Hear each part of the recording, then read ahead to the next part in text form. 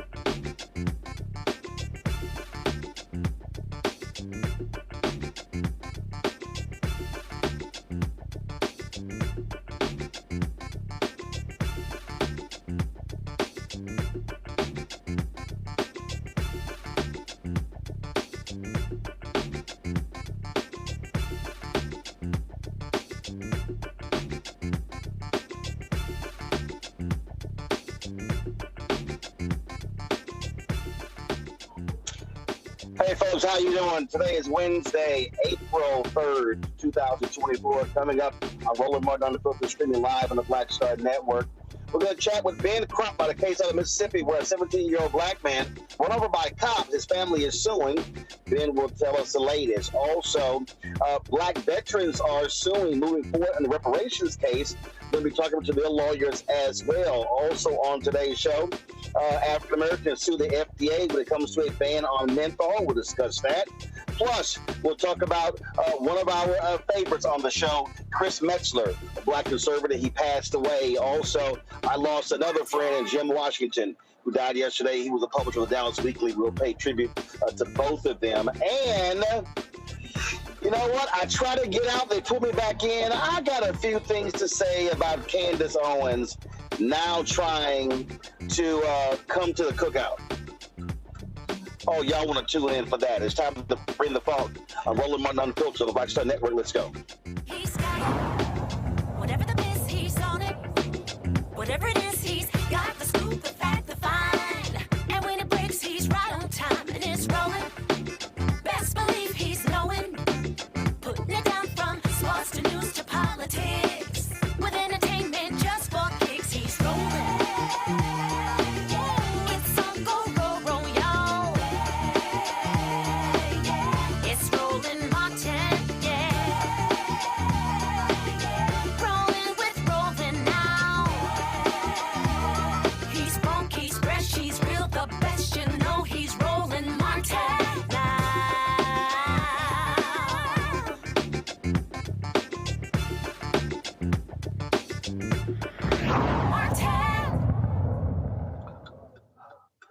How does a 17-year-old black man in Mississippi die by being run over by cops? That happened to Kadarius Smith. He died in the hospital on March 21st. His family is demanding answers as to what happened to him. Ben Crump is the family's attorney. He joins us right now. Ben, glad to have you. This is crazy. How in the world, Ben, is he run over by cops? What happened?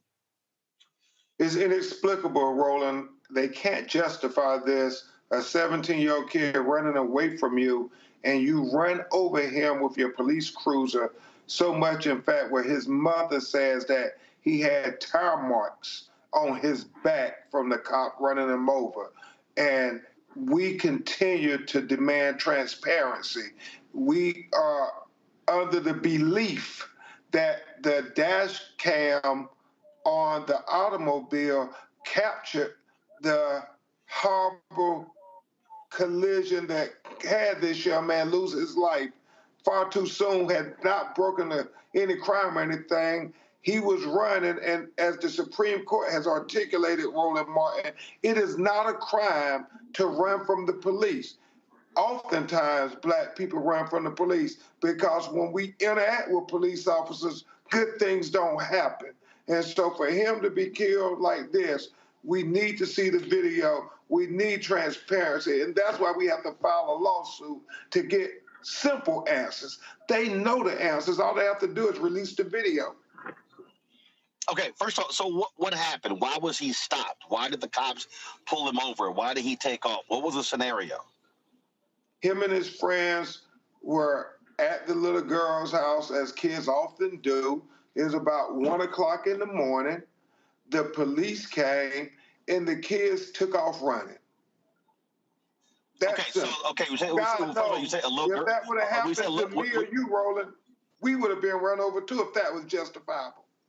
So you say a little girl. So it was a high school classmate? Oh, yeah. And what they were, so the kids were partying, and then were the cops called by somebody at the house, by a neighbor? How did the cops just show up? That's what they assumed. You had 3 young black boys at the girls' house outside. The girls knew they were there. They were talking, flirting, doing what high school 17-year-old, 18-year-olds do. The police come, they take off running, and the police chase them. And for some reason, Roland Martin, they run over this kid. And I just can't even bear to talk to his mother because she was at work and she gets this call that your son has been run over and is in intensive care at the hospital. and then by the morning he's dead. Okay, so I'm walking through this here. So do they have dash cam video? Do they have body cam video? We've been told they have dash cam. You or the family? That we've been told by city officials that they do have dash cam video. When I say city officials, a city council person told the family they have a dash cam video on the police cruiser. So is there a police internal affairs investigation? Is the district attorney looking into this case? Have they sought and received the dash cam video? We're in Mississippi, Roland Martin. The Mississippi Bureau of Investigations is investigating. And, of course, they're stonewalling us, telling us that until the investigation is complete, they can't release the video. Was it one? Are you aware? Was it one officer in the vehicle? Were there two officers? How many officers were on the scene? We understand there were two officers on the scene. That's all we know. We don't know if it was... And are these officers still on? Are they still on the street? Have they been suspended? Have they been placed on desk duty? They have been placed on desk duty. They have not been suspended. Okay, so again, what is just so confusing here is that this took place March 21st. Have you or your associates talked to the other all the other young men and the young women involved to get their perspective on what happened that night? Yes, they took off running. Car chased Kadarius Smith. Car chased another one. They witnessed Kadarius running, and then they heard a loud thump. And then they heard radio frequency, and that's what they heard. And apparently the other cop came to where the cop was at that ran over Kadarius, and they saw Kadarius laying on the ground. And they were the ones who called his family until his family then called their mother. Were any of those young folks, were they recording on their phones? And how far away was he from the house? How far away was he? They were not recording on their phones. Don't know how far he got from the house, Roland, but they said that they heard the thump, and then they saw Kadarius laying on the ground. And, the police went back over there. Then they saw a lot of people coming outside, and they also saw the ambulance come. And then, obviously, the next day, everybody found out that Kadarius Smith was killed as a result of the car running over him, literally running over his body. What town did this happen in? Leland, Mississippi. And so we have to keep pressure on Leland, Mississippi Police Department to release the video. That's the first thing we want. We want transparency. And then, based on the transparency, then we want the accountability. We want to see what happened. Then if the police did something against policy, did something wrong, they should be held accountable. Transparency plus accountability. That's how we can trust the police. If they won't show us the video, we can't trust anything they say, Roland Martin. Not one word. All right. Ben Crump, we appreciate it, man. All right, man. You're looking smooth today. I appreciate it. Thanks a lot. Yes, all right, folks. We'll be right back on Roland Martin Unfiltered on the Black Star Network. As bad as Trump was, his economy was worse, and Black America felt it the most. He cut health insurance while giving tax breaks to the wealthy and big business. He stoked racial violence, attacked voting rights, and if reelected, vowed to be a dictator and, quote, get revenge. We can't go back. As president, I put money in pockets, creating millions of new jobs, and capped the cost of insulin at $35 a month. There's a lot more to do, but we can do it together. I'm Joe Biden, and I approve this message. FanBase is pioneering a new era of social media for the creator economy. This next-generation social media app with over 600,000 users is raising $17 million, and now is your chance to invest. For details on how to invest, visit startengine.com/fanbase or scan the QR code. A Another way we're giving you the freedom to be you without limits. Game on. State of the Union 2024, huge night for President Joe Biden. This was a CVS receipts type of night. He dragged the hell out of the Supreme Court. And he said, y'all gonna see the power of women. Trump's brain is melting as we speak. We want to organize from a place of strength. There's no confusion whatsoever about what they've done and what they plan to do. What Donald Trump is doing is presenting a fallacy. He is convincing them that he's all in it for them, when in fact he's all in it for himself. We do not feel Joe Biden, in spite of the success that have taken place during this administration economically. There are too many things where we do not feel like he's had our back. You should also be investing in the barbershops and the beauty salons and the hookah bars and the folks who are going to the club, and there's a way to actually get them registered because we've done it before. But if you don't have folks who understand that dynamic, then you're missing a big opportunity. So we said we just celebrated.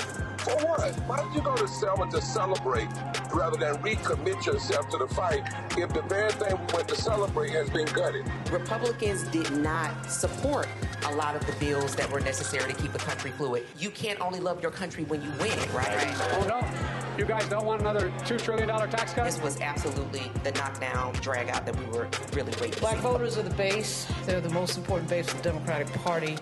There was very few language in this speech. At the time, we see an attack on black history, an attack on DEI. The end of the BLM racial reckoning thing has come to a complete end because there was nothing in this speech for that. Our movement has never been grounded in two-party politics in this country. All of our movements ultimately get co-opted by a state that is anti-black. They called the old because they knew the way, and they called the young because they were strong. And I believe there is a good combination of that, but we can have ideas and we can have visions and dreams, but we have to have our young people also working beside us because they are strong, and they will run that race, and they will run it to the end. Activists, organizers, and young people have been pushing this administration to be on the right side of history and to do something about the issues that they care about. While the Ukraine and Palestine are critical issues, they are not the only global issues. Not a single black person who should ever let it come out their mouth that I'm tired. Because there is somebody else who came before us who didn't stop fighting.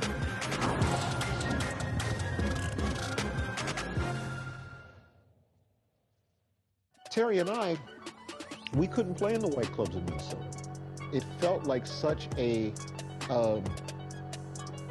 strength through adversity type moment that I think black people just have to go through.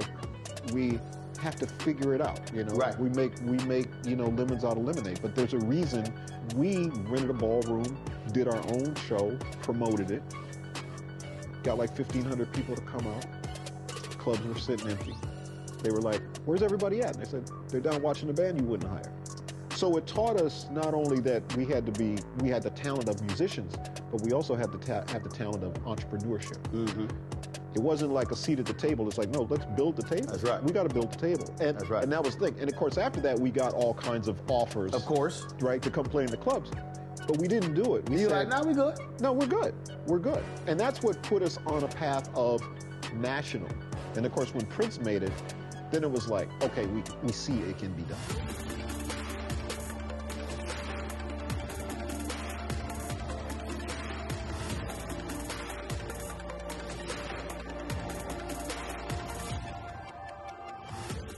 What's up, Geek Tony in the place to be. Got Kicked Out Your Mama's University, creator and executive producer of Fat Tuesdays, an air hip-hop comedy. But right now, I'm rolling with Roland Martin, unfiltered, uncut, unplugged, and undamn believable. You hear me?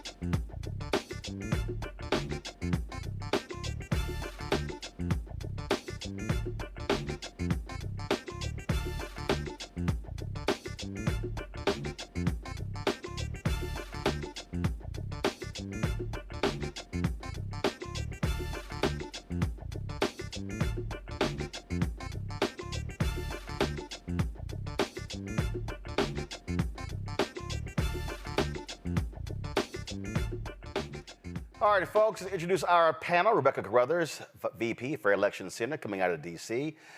People Passion Politics host on 1380 WAOK out of Atlanta, Robert Patillo, who's also running for judge in Fulton County. Dr. Julian Malvo, president emerita of Bennett College, economist, author, as well out of D.C. I'll start with you, Robert. You know, it is amazing to me how many of these stories happen that gets no attention. And if we don't talk about it, if other Black-owned platforms, literally, you wouldn't even know these things exist. And for a lot of these Black families, if you're depending upon a local outlet in Mississippi to stay on top of these cases, that just ain't gonna happen. You're absolutely correct. And this veneer of night is what the Ku Klux Klan and other racist organizations have used for over a century and a half to subjugate African American communities. It is the fact you can do these things in the darkness and never have to worry about them coming to light. For every George Floyd that becomes an international movement, there are dozens, hundreds, if not thousands of African Americans who experience very similar issues. This is why it's so important to support Black press. This is why it's so important also to use Black social media for something constructive. We have a great time sharing controversies and rappers and social media things and Risa Tisa, so on and so forth. But we have to also harness the power of Black Twitter and Black social media to build these issues into movements. Remember, the Ahmaud Arbery situation would not have blown up the way that it did if we did not spread it on social media and throughout Black outlets. Many cases of that nature, once you get sunlight on it, that's the most powerful disinfectant. And this just shows why it's so important to have outlets such as yours and for us to use the platforms that we have to promote causes that support our communities. And what's crazy here, Rebecca, is, you know, when you hear the folks whine about Black Lives Matter, the movement for Black Lives, when you hear them complain about, oh, what are you doing? This didn't involve a police shooting. This wasn't an unarmed young man. First of all, we don't know, but bottom line is this wasn't a shooting case. He was run over. And so the first thing is to the cops, if the call was about some noise folks were making and they just took off running, why in the hell are you chasing them? Bottom line, when we saw the movement for Black Lives, one of the conversations around that period of time was, what is the role, what is the duty, what is the purpose of law enforcement in this country? And many folks said, oh, well, that's too far. We just need simple reform. I don't know how you reform a police department that thinks it's acceptable to roll over a kid, a 17-year-old high school kid, in the dark, to run over him, leave tire marks, not properly alert the family, not properly let the public know exactly what happened, but still demand our tax dollars to continue to fund them.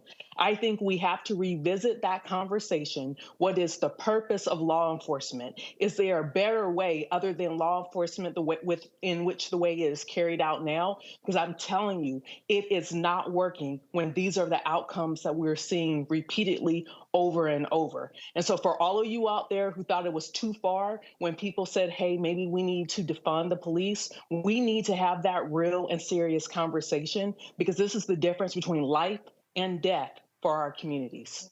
Julian? Yeah, I'm just appalled at this entire situation. And as Robert has said, how many of these cases are swallowed? We know about this one, we know about others. There's so many that we don't know about. This police department is out of control, but this is not unusual for them. This is how they roll. And so we need to use every means necessary to defend our people, whether it's just one person or Roland, and kudos to the Tennessee State work, where it's a whole university, whether it's everywhere. We need to use every means necessary to defend our people and to make sure that people understand this is unacceptable BS, simply unacceptable. They're not even sharing the video. They don't even have an excuse. I mean, what they're saying is, oh, well, sound like Netanyahu. Oh, well, stuff happens. This is wrong. And the worst part of it is it could have been prevented. Why didn't they shine their lights? Why did they use their bullhorns? I know they have them to say something like, stop, police. No, they just run the brother over. Unacceptable. thought about something that you said. I mentioned the movement for Black Lives, and Robert, this is a perfect example why it is frustrating that that organization went through all the drama that it did, and really it has been rendered ineffective. Last week, the foundation, they had an event in Oakland, and they honored one of the members of the Black Panthers. They sent us a press release talking about it, and it was a reception for. Give me 1 second. It was a reception for Elaine Brown. And then you have the grassroots movement still doing the work that they do, but there's nowhere near. This is and then when you talk about local chapters of the NAACP, the state conference, the national organization, when you talk about again having Black organizations with scale, this is an example why those are valuable. And when organizations become fractured and lose their power, then folks like this are stuck out in the cold. And luckily, Ben Crump is involved in this. But there are so many examples out here where they can't hire a Ben Crump or a Harry Daniels or a Lee Merritt. And then if you don't have Black-owned media for them to go to, frankly, mainstream is not putting it on. And so this is why we have to be very cognizant when people are attacking Black organizations and then Black folk start participating in the destruction of those organizations. We don't fully realize what their aim and goal is, and that is to nullify strong, vibrant Black voices that can bring attention to cases like this. You're absolutely correct, Roland. We also can't ignore the role that COINTELPRO continue to play in many of these situations where you have outside forces that seek to infiltrate particularly young organizations that are just getting off the ground and are able to destroy them from the inside out. But I've argued this for years for the Black community. We have to look at the model that the Anti-Defamation League uses for the Jewish community, that if anything happens involving Jewish people, they are the go-to voice. There's no questions. There are other groups where there's not much squabbling, and you know exactly authoritatively that is the position of their entire community. And eventually, whether it's Jon Stewart on the left or Mark Levin on the right, they get together behind that and push that forward. And I think we have to have that same unanimity in our communities if we hope to really push many of these legislative issues across the finish line. When we're talking about the George Floyd Act, when we're talking about reparations, when we're talking about substantive criminal justice reform, this is going to take a concentrated power base within our community. And when we are having arguments between foundational Black Americans and immigrant Black Americans, when we're talking about people who believe in voting and folks who don't believe in voting, when we're talking about hoteps versus Black Christians, or the women versus the men, all we're doing is diluting ourselves and diverting our energies versus actually keeping our eyes on the prize and making the types of changes we need to make. I mean, here's the thing, Rebecca. Again, we got a press release about the Black Lives Matter Foundation event for Elaine Brown in Oakland, and I'm like, well, we're not flying there for attend a reception. And we've been trying now for a year and a half to get the organizational leaders on, the people who are on this board of directors. Shaloma Bowers is running the board. And so the response to us was, well, I have y'all marked as a priority outlet to include once the board members go on their next press run. And they're talking April, May. And I'm like, stuff is going on right now, and y'all talking about April, May? Again, this is, and again, so the fact that you now have a splintered grassroots Black Lives Matter and this Black Lives Matter board, this is there's real work to be done. this is no time for there to be a splinter, but this is what we're dealing with. You know, Roland, I think there's a scripture from the Old Testament that says, my people perish for their lack of knowledge. You know, our communities are perishing because of the lack of planning, the lack of strategy. I understand and wanting to have press runs, but bottom line is, if this is about a movement for Black lives, that's 365. If you're not ready, get ready. Have the conversation with your community, regardless if it's not part of a specific press run. You don't need a press run to talk about Black issues, because Black issues are happening every day. When we see what has happened in Mississippi, that is a issue around a Black life that was extrajudiciously taken by law enforcement, who thought it was okay to do the things that they did that led to that 17-year-old kid's death. It does not require a press run. It requires showing up.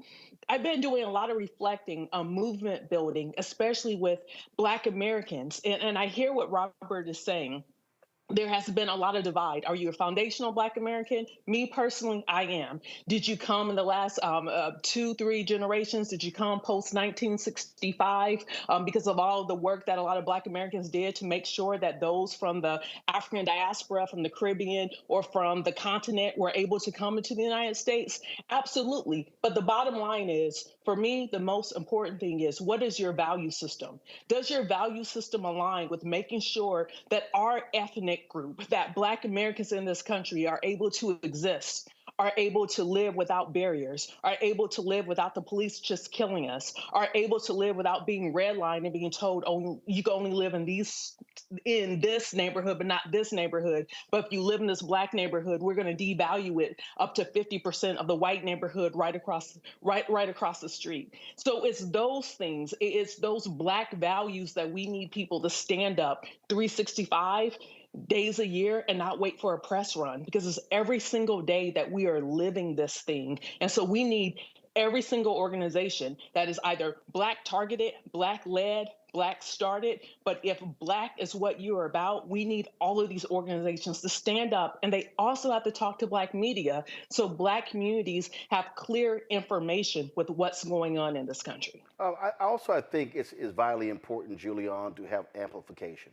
And so what I mean by that is that even if Ben Crump is the attorney, okay, you should have other voices raising the issue. I just did a search in my email of Kadarius Smith. And again, for people to understand, I get tons of emails from numerous organizations all the time. And if you go to if you go right now, you'll see the only mention of Kadarius Smith is in scripts from my producer. Nothing. This town is 115 miles from Jackson, Mississippi. Where's the Mississippi State Conference of the NAACP? Yeah. Derek Johnson is the president and CEO of the NAACP National. He lives in Jackson, Mississippi. How has this gone on and they've said nothing? No comment whatsoever? I mean, I get fundraising appeals all the time from the NAACP, but I'm just saying. I mean, this is a perfect example. Like right here, I mean, I see NAACP weekly news update, and I see a story in CNN, a story in Politico, a story in Capital B, voting rights. I see South Carolina districts. I see that. There's nothing about Kadarius Smith. I see image awards, and I see the mention of the convention. And so this is what I'm talking about. What's the point of having Black organizations if they're not going to be speaking to the interests of Black people? This family needs the amplification and holding the police department accountable. I'm like, where you at? You know, Roland, I guess if it were not for you, the Black Star Network, Roland Martin Unfiltered, they would not be blown up, amplified, talked about. is shame on the NAACP. And I'll say that, shame on the NAACP. Shame on these folks who are, what did you say, sister, making press runs? So they'll get back to you after they get finished making press runs. What is the purpose of their press run?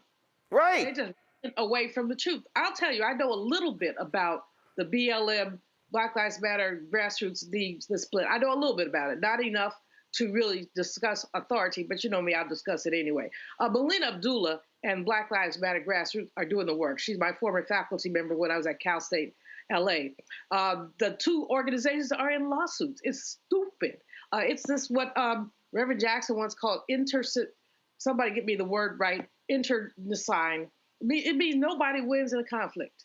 Nobody wins in a conflict. And I remember Reverend talking about it years ago, and I kept the word, but I guess I didn't keep the pronunciation. But it really is about how we fight each other. So much stuff is going on, and we're sitting here like a bunch of sitting ducks allowing these anti-Black people to set us up. I mean, I'm a bit annoyed with my sisters after the treatment of Angel Reese. This little sister, she's 19, 20, something like that, was called a dirty debutante. What that? So I Googled it, and guess what came up? Pornography. I was like, OMG, I had to I thought my computer was going to shut down from embarrassment, because I sure was. I was like, oh my God. Dirty debutantes. Black women all over the place ought to be looking for that white boy's job. The LA Times. Right. I mean, that's not like what. First of all, look, you got people attacking her because when she was asked a question in a news conference the other day, and she talked about death threats that she's received, things along those lines. Okay, you got a ton of Black women's organizations silent. Listen, when Kathleen Parker wrote a column in the Washington Post talking about Vice President Kamala Harris needs to step down and question her intelligence, I talked to a prominent Black female who said she went off on a bunch of Black women leaders saying, she said, why the hell is Roland Martin the only one speaking up, defending the vice president, and y'all ain't saying nothing? And again, this ain't about, okay, me getting credit, but my whole deal is, if you see these folks attacking Black women like Angela Reese, what the hell? And I'll say it, okay, AKs, Deltas, Sigma Gamma Rho, Zeta Phi Beta, Lynx. I mean, we can name a whole bunch of organizations. Again, where you at? Well, Roland, when we had less, we did more. I cannot. I remember there was an organization called African American Women in Defense of Ourselves. It came out of the attacks that Anita Hill experienced when she did her Senate hearing. A couple of sisters got about 100 of us to pay to do a New York Times ad. And I'm proud to say myself and my 3 siblings, and we got my mama's name on there too. We each had to pay $100 to basically sign up for this African American Women in Defense of Ourselves. We had less. We didn't have electronic media. We didn't have any of that. What we had was the drum, getting on the phone with people. We have more, and with that more, we're doing a whole lot less. There ought to have been some immediate response when that putrid punk from the LA Times chose to call our sister a dirty debutante. Just going down the list, there ought to be more response to this Mississippi GD. We know what Mississippi is about. Derek Johnson, where are you? This is your home turf. But he's not the only one. We have chapters of all of our Divine Nine, but not so divine when it comes to stepping up. Too many of our people, Roland, are scared. Too many people want to check the boxes, deal with the lies. A lot of us don't even want to say the word reparations. So like you were in Tennessee with TSU, and thank you, that was powerful. But guess what? That same Tennessee legislature tomorrow is likely to pass legislation to outlaw even the use of the word reparations. People, where are we? We are smothering ourselves in comfort. We got the Benzes and the this and the that, and we too full. I mean, I don't understand why our sisters who are calling out Latasha, the others, and I'm called names because we can be euphemistic. Euphemisms will not get you anywhere. You got money from the majority to basically get out to vote. Talk about reparations, why don't you? Talk about reparations, why don't you? The only way we get rid of the wealth gap is to deal with issues like that. Well, Complacent. I'm going to say this here. So I'm just double checking. Perfect example. When the Secretary of Education and the Secretary of Agriculture sent out a letter to various states saying that land grant HBCUs were owed $13 billion.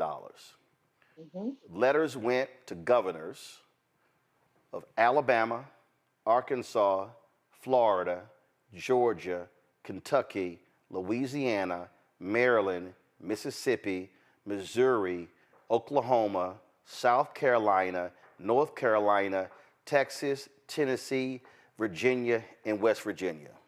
And you know what I haven't seen? I haven't seen coordinated news conferences from the state conferences of the NAACP in every single one of those states.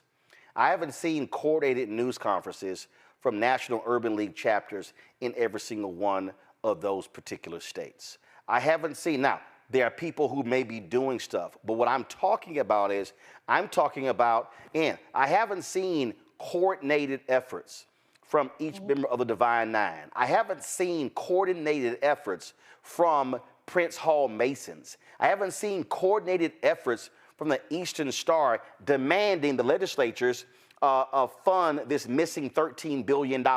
And so for all of the black organizations out there, for all of them, okay, for the black churches and the black preachers, and we could go on and on and on. If you ain't gonna fight, so let's just, okay, fine. Folks, let's just take reparations off the table, Julian. Fine, don't even want to say that name. Okay, how about this $13 billion? There you go. How about this $13 billion? I mean, they cited data from the National Center for Education Statistics and found that the gap in funding, quote, could have supported infrastructure and student services and would have better positioned the university to compete for research grants. Now, we got together. I sent a text out to some folks, and we went to Tennessee. Said we're going to stay on Tennessee State. Reverend Barber said, I'm in. Freddie Haynes, Rainbow Push said, I'm in. Latasha Brown, Black Voters Matter said, I'm in. Tamika Mallory, Until Freedom said, I'm in. And we all traveled there. But these are the other states. Where are all these organizations standing up, fighting on behalf of the money? And I asked Janae Nelson of the LDF, and I'm going to send an email to Damon Hewitt. I want to know, are our black civil rights legal organizations willing to file lawsuits if students and alumni of these institutions come forward to be the plaintiffs? Will these black legal groups file lawsuits against every single one of these states to get to $13 billion? What I am saying here to everybody, what is the point of having black infrastructure if you don't use it? And if you're using it, how are you using it?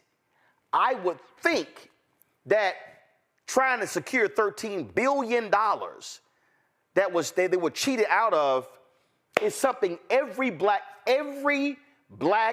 organization in America should be weighing in on. And especially every black organization in Alabama, Arkansas, Florida, Georgia, Kentucky, Louisiana, Maryland, Mississippi, Missouri, Oklahoma, South Carolina, North Carolina, Texas, Tennessee, Virginia, West Virginia. Every black organization, every black legislator, and even black council members and county commissioners and school board members and DAs and judges should be saying something to put pressure to deliver the money.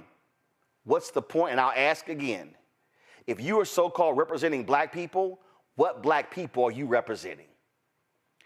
Coming up next, we're going to talk about a black veterans group that's suing on behalf of veterans That's next. The Roland Martin Unfiltered on the Black Star Network. Support us in what we do.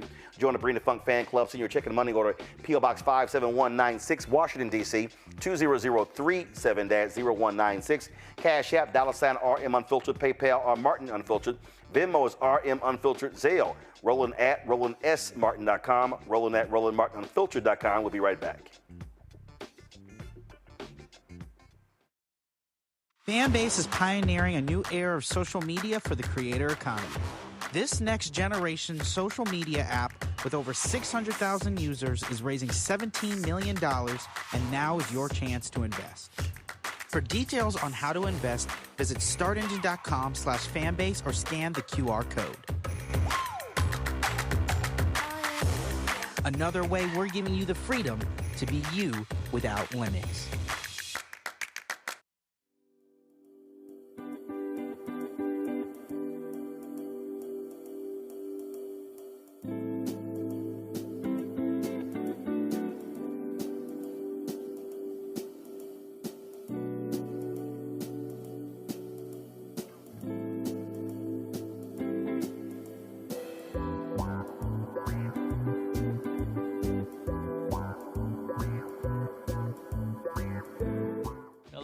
Critter Fixers. I'm Dr. Bernard Hodges. And I'm Dr. Terrence Ferguson. And you're tuned in to Roland Martin Unfiltered.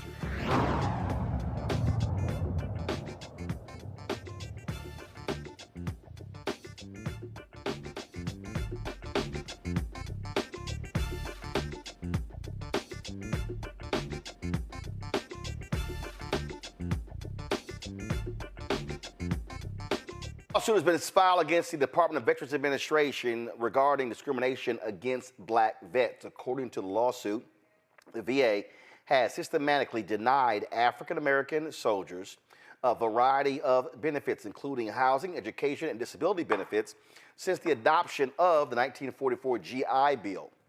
A federal judge has rejected the government's effort to dismiss this case. Joining us right now is a former U.S. Marine, Conley Monk Jr., the National Veterans Council for Legal Redress. First of all, the former U.S. Marine, Conley Monk Jr., and the National Veterans Council for Legal Redress, they filed the lawsuit. He was exposed to Agent Orange and suffered PTSD resulting from his experiences in Vietnam. His suit claims that he was denied veterans unemployment insurance in 1971, education benefits in 76, disability in 81, and a home loan in 1983. The pattern of rejection continued in 2010 and 2012 when he was denied veterans disability benefits after suffering a stroke. Olu Ogasage is a Yale Law student working with the Veterans Legal Services Clinic. He joins us now from New Haven, Connecticut. So first and foremost, Olu, give us an understanding of how expansive this is of the VA essentially discriminating against black folks who put their lives on the line for this country. Yeah, so this is a very big deal. Stretching back, as you mentioned, as far as the 1944 GI Bill, the VA has been discriminating against black veterans in giving them the benefits that they are due for their time spent serving this country. And the plaintiffs that we represent at the Yale Law School Veterans Legal Services Clinic, Conley Monk Jr. and his father, the late Conley Monk Sr., served in the Vietnam War and in World War II, respectively. And they were both, like many other black veterans, put through this discriminatory system. And for the first time, a federal court has recognized that these veterans deserve to have their day in court. So this is a monumentous development for black veterans in this country. Do you have the data that shows the number of black vets that have been discriminated against? Is this a class action lawsuit? Have others joined Monk in this suit? We definitely have data, and it's no secret at this point that there have been significant discrepancies in terms of grant rates between black veterans and white veterans, and in terms of, sorry, I forgot the second part of your question. Yeah, in terms of, again, if you're saying that this goes beyond him, have you established? Are you seeking a class? Are you asking other black veterans who this has happened to be a part of this, or is this a singular lawsuit? So in this lawsuit, there are class claims that there is a class of similarly situated veterans that have experienced discrimination, and we're looking to ultimately get that class certified, but that hasn't happened yet. So at the moment, we're only representing Conley Monk Jr., Conley Monk Sr., and the National Veterans Council for Legal Redress, which is an organization that Conley Monk co-founded to help advocate for veterans. We're hoping that that becomes broader ultimately, but that hasn't happened at this point. Are you soliciting others? Are people sending you information? Are you compiling names and contact lists of other black veterans? So if class is certified, then you've already collected the data. We have a number of black veterans that we already have data on who have filed similar claims. So we know that there are, in terms of the numbers, there are significant numbers out there, and we do have that. Significant thousands, tens of thousands. I can't get into sort of the exact numbers right now, but we know that there are a significant number of black veterans out there. So the federal courts did not move to dismiss. So what's the next legal action? Yeah. So the next step, essentially, is we'll have to go through the discovery process and go through the process of actually getting additional information from the VA to help substantiate the claims that we made in the complaint. And, we're sort of hoping that through that process, some of this information that has been sort of withheld from the public will be able to come out. And ultimately, as I mentioned, we hope that this becomes a class suit at some point down the line. And, ultimately there will be sort of discussion about that, but that hasn't occurred yet. All right then, Olu, we certainly appreciate it. Keep us abreast of what happens next.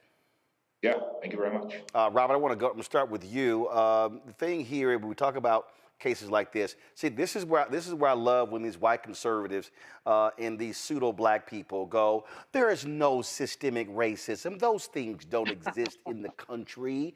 I mean, we love everybody equally. This is part of the revisionist history that exists within America, because the reason they have to keep that lie going is that as long as they can continue it going, that means they don't have to do anything about it.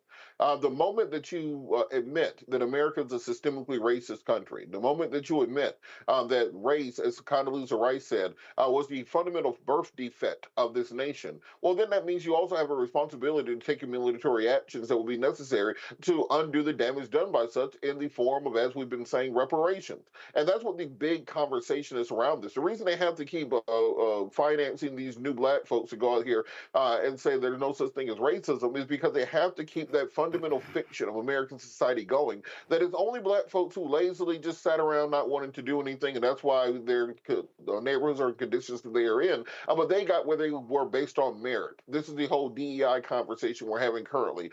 Didn't earn it, saying that any programs that are made that will actually benefit and uplift African American communities are this atrocious affront to meritocracy. But if you just get a job because your dad owned the company, or because you went to the same school as the president of the company, or in the same fraternity, etc., well, that's being based on merit, and therefore you deserved it. Or if you're the beneficiary of several centuries of slavery, and that's what your family's wealth is built on, well, that's of course built on merit also. This is the lie that they continue to tell, because if they don't continue telling it, then they know they will have to pay up. It's our job to break that cycle and understand that the way that we fix the problem isn't by ignoring it, by sticking our fingers in our ear, by blinding ourselves. It's about actually fixing the problem and paying up to those communities that have been subjugated by America for centuries. So here's my question, Julian. Where are all of these people who say they love the vets and love the soldiers, where are the veterans organizations, where are all of these people who are always talking about, oh,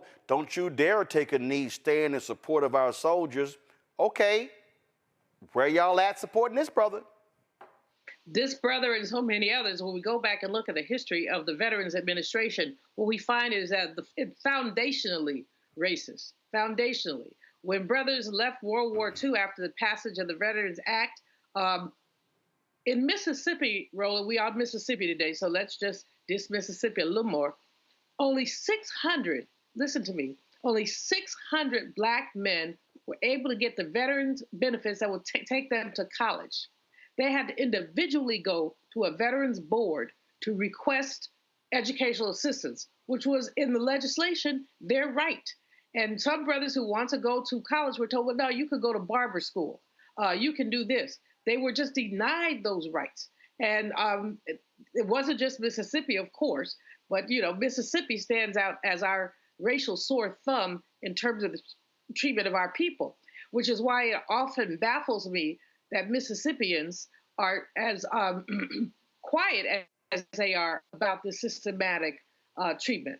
But the Veterans Administration, you're right, these Veteran Administration organizations, they call you on Veterans Day, can you make a contribution? They call you, but they're not standing up for Black veterans. But Black veterans were never treated fairly. Let's not forget that veterans were lynched, some cases in uniform, that Vernon Woodward was blinded in his uniform because he asked the bus to stop so he could use the bathroom. That was considered impertinent. And so the sheriff in that town coming down from D.C. down through the South blinded him with his billy club, and then poured liquor on him so that he could be arrested for being drunk and disorderly. There has been no systematic respect for the uniform unless it was a white man in a uniform. A Black man in a uniform could just as soon be lynched, killed, or anything else because the uniform made some white people think that he was uppity. And so I applaud this brother for bringing the lawsuit and Yale for helping him. But let's be clear, this is just a tip of the iceberg. There is so much more. Rebecca? You know, June 14th, 1952, my mom was literally born inside the public housing projects in Omaha, Nebraska. Why? Because my grandfather was denied VA benefits. And it wasn't just him, but it was many Black vets in Omaha, Nebraska who weren't able to access benefits that some Black vets were able to, but largely Black vets across the country weren't able to access the GI Bill. So what I'm curious with this particular lawsuit, how far back, is he going to go? Because I think that it's more than just tens of thousands. It's probably hundreds of thousands, if not millions, Black vets who ought to have reparations for serving this country and then not getting the promises that this country said that they would receive upon them serving and sometimes giving up their life for this country. All right, folks. And real quick. And Roland, just to remember, the Black veterans of the American Revolutionary War were promised their freedom, often by their generals, to convince them to fight against the British who had offered to free the slaves. They didn't get that either. As old as this country is, the disrespect for Black veterans is just as old. All right, folks, hold tight 1 second. When we come back, you know what? I had no intentions on talking about Candace Owens going on Joe Budden's podcast for the Breakfast Club. But she made a comment that got my attention. And I'm going to deal with her ass next on Roland Martin Unfiltered on the Black Star Network. As bad as Trump was, his economy was worse, and Black America felt it the most. He cut health insurance while giving tax breaks to the wealthy and big business. As president, I put money in pockets and capped the cost of insulin at $35 a month. There's a lot more to do, but we can do it together. Hatred on the streets, a horrific scene, a white nationalist rally that descended into deadly violence. White people are losing their damn minds. As an angry pro-Trump mob storms the U.S. Capitol, we've seen shooting. We're about to see the rise of what I call white minority resistance. We have seen white folks in this country who simply cannot tolerate black folks voting. I think what we're seeing is the inevitable result of violent denial. This is part of American history. Every time that people of color have made progress, whether real or symbolic, there has been what Carol Anderson at Emory University calls white rage as a backlash. This is the rise of the Proud Boys and the Boogaloo Boys. America, there's going to be more of this. Here's all the Proud Boys, guys. This country is getting increasingly racist in its behaviors and its attitudes because of the fear of white people. The fear that they're taking our jobs, they're taking our resources, they're taking our women. This is white fear.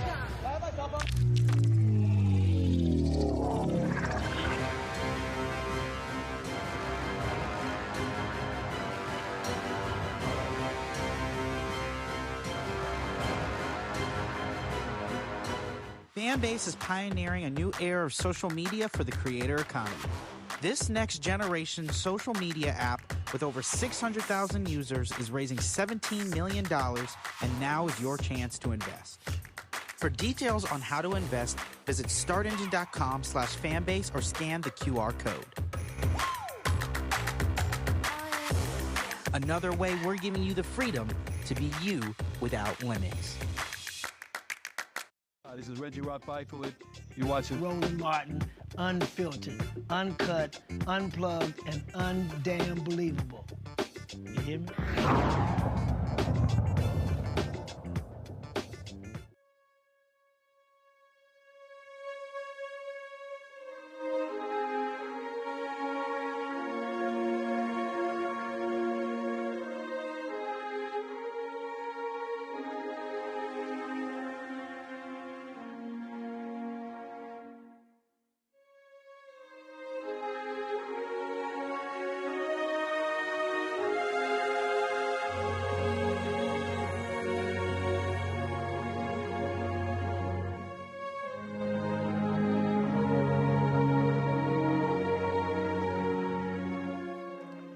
Monday before last, I posted on Instagram about getting a shocking phone call. It came from Lenny McAllister out of Pittsburgh. He is a black conservative. He's often been on my show, and he called to tell me that Dr. Chris Metzler, who often appeared on this show and my TV One show going back 12 years, had passed away suddenly when he was vacationing with his family in Grenada. He was 59 years old. Chris was often on our show talking about the issues, and Chris was one of somebody who had great respect for. It was a few weeks ago. He and I had talked because he has a book coming out. He had a book coming out in the fall dealing with DEI, and he wanted to hire black publicists. And so I sent Chris. That's a photo of those two in the middle is Lenny and Chris. And you see on the end there, we also lost Joe Madison. So Chris and Joe on that same show. And I gave Chris a name of some black publicists for him to reach out to, and so that's what we did. And so it was shocking. We had just talked a couple of weeks earlier, and on March 7th, he was a part of our State of the Union coverage on election night. On the State of the Union night. That was on March 7th when he was on the show. Y'all have the video, roll it. And so he was talking about. Again, Biden's speech, the expectations. And one of the things that I appreciated about Chris, because he was a black conservative that actually loved black people. He wasn't one of these black conservatives that would come on the air and would trash black folks and call black folks victims and stupid and ignorant and all those different things. And so our thoughts and prayers certainly go out to Chris's family. Again, it was so stunning. He was just 59 years old when he passed. He was just 3 weeks away from celebrating his 60th birthday. And so we wanted to certainly express our thoughts. We will miss him. He was always welcome on this show.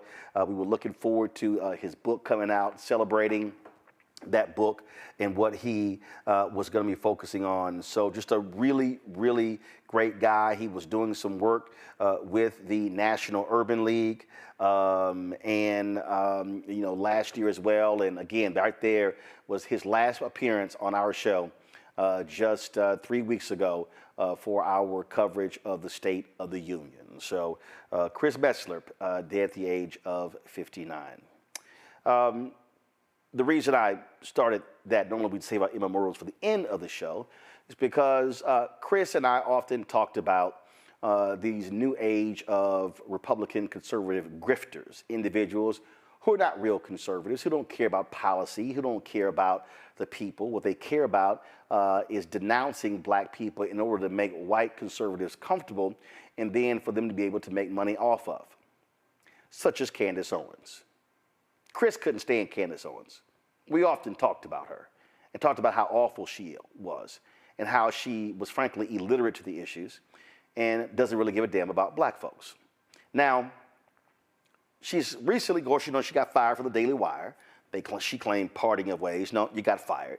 And, she's been on various platforms. Going here. And she accepts the invitation from the Joe Budden podcast. And then she goes on the Breakfast Club and she's talking to them. And then she's talking about how,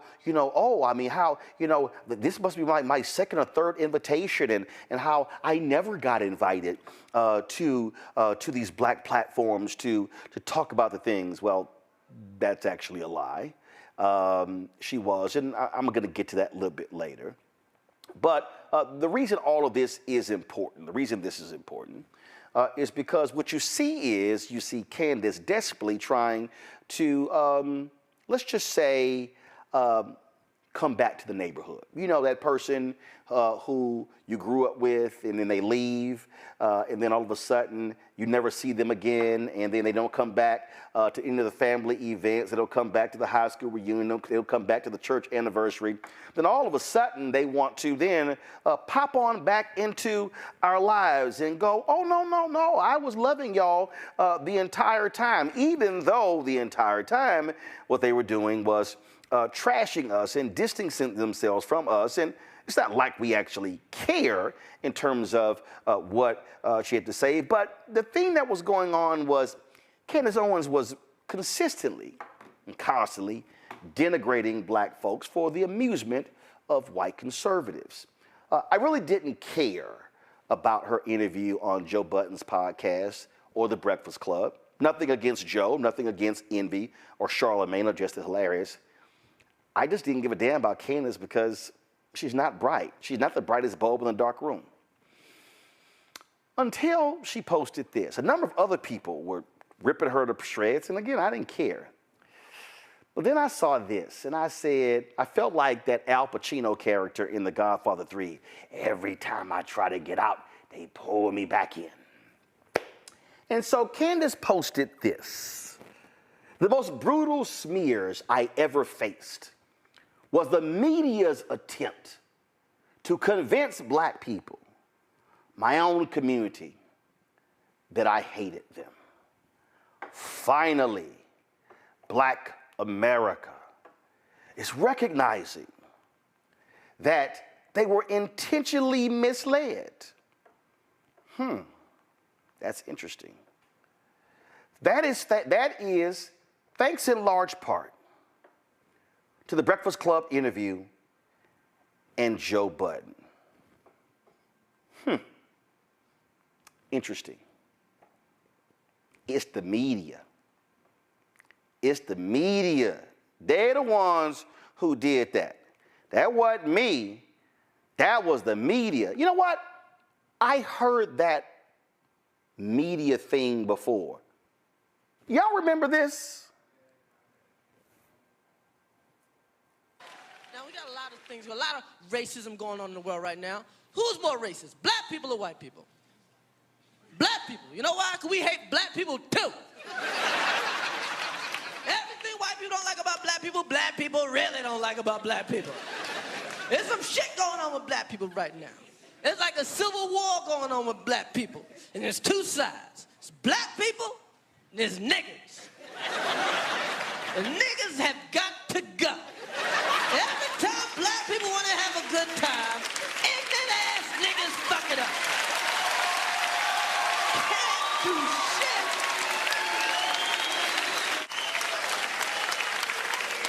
Shit. Fuck out of here, man. And they need your help. Nah, man. And I see some black people looking at me. Man, why you gotta say that? Why you gotta say that? It ain't us, it's the media. It ain't us, it's the media. See, that's what the thing for me. Now, first of all, Chris and the N-word and black folks, bottom line is, that's just nonsense, but he's a comedian, so whatever. But see, it's that part right there. It's the media. It's the media. That was Candace Owens, the media. The media did all of that. The media was saying that I didn't like black people. It's the media's fault that I was being portrayed this way. And now, if I could just go talk to black media, black targeted media, and black owned media, and then now people can have a whole different view. And some Negroes out there, I've seen some of the comments like, oh my God, I mean, you know, I kind of agree with her. And, you know, now I got a different view of her. It was the media, okay? So Candace, was this the media when you appeared before Congress and talked about white nationalism?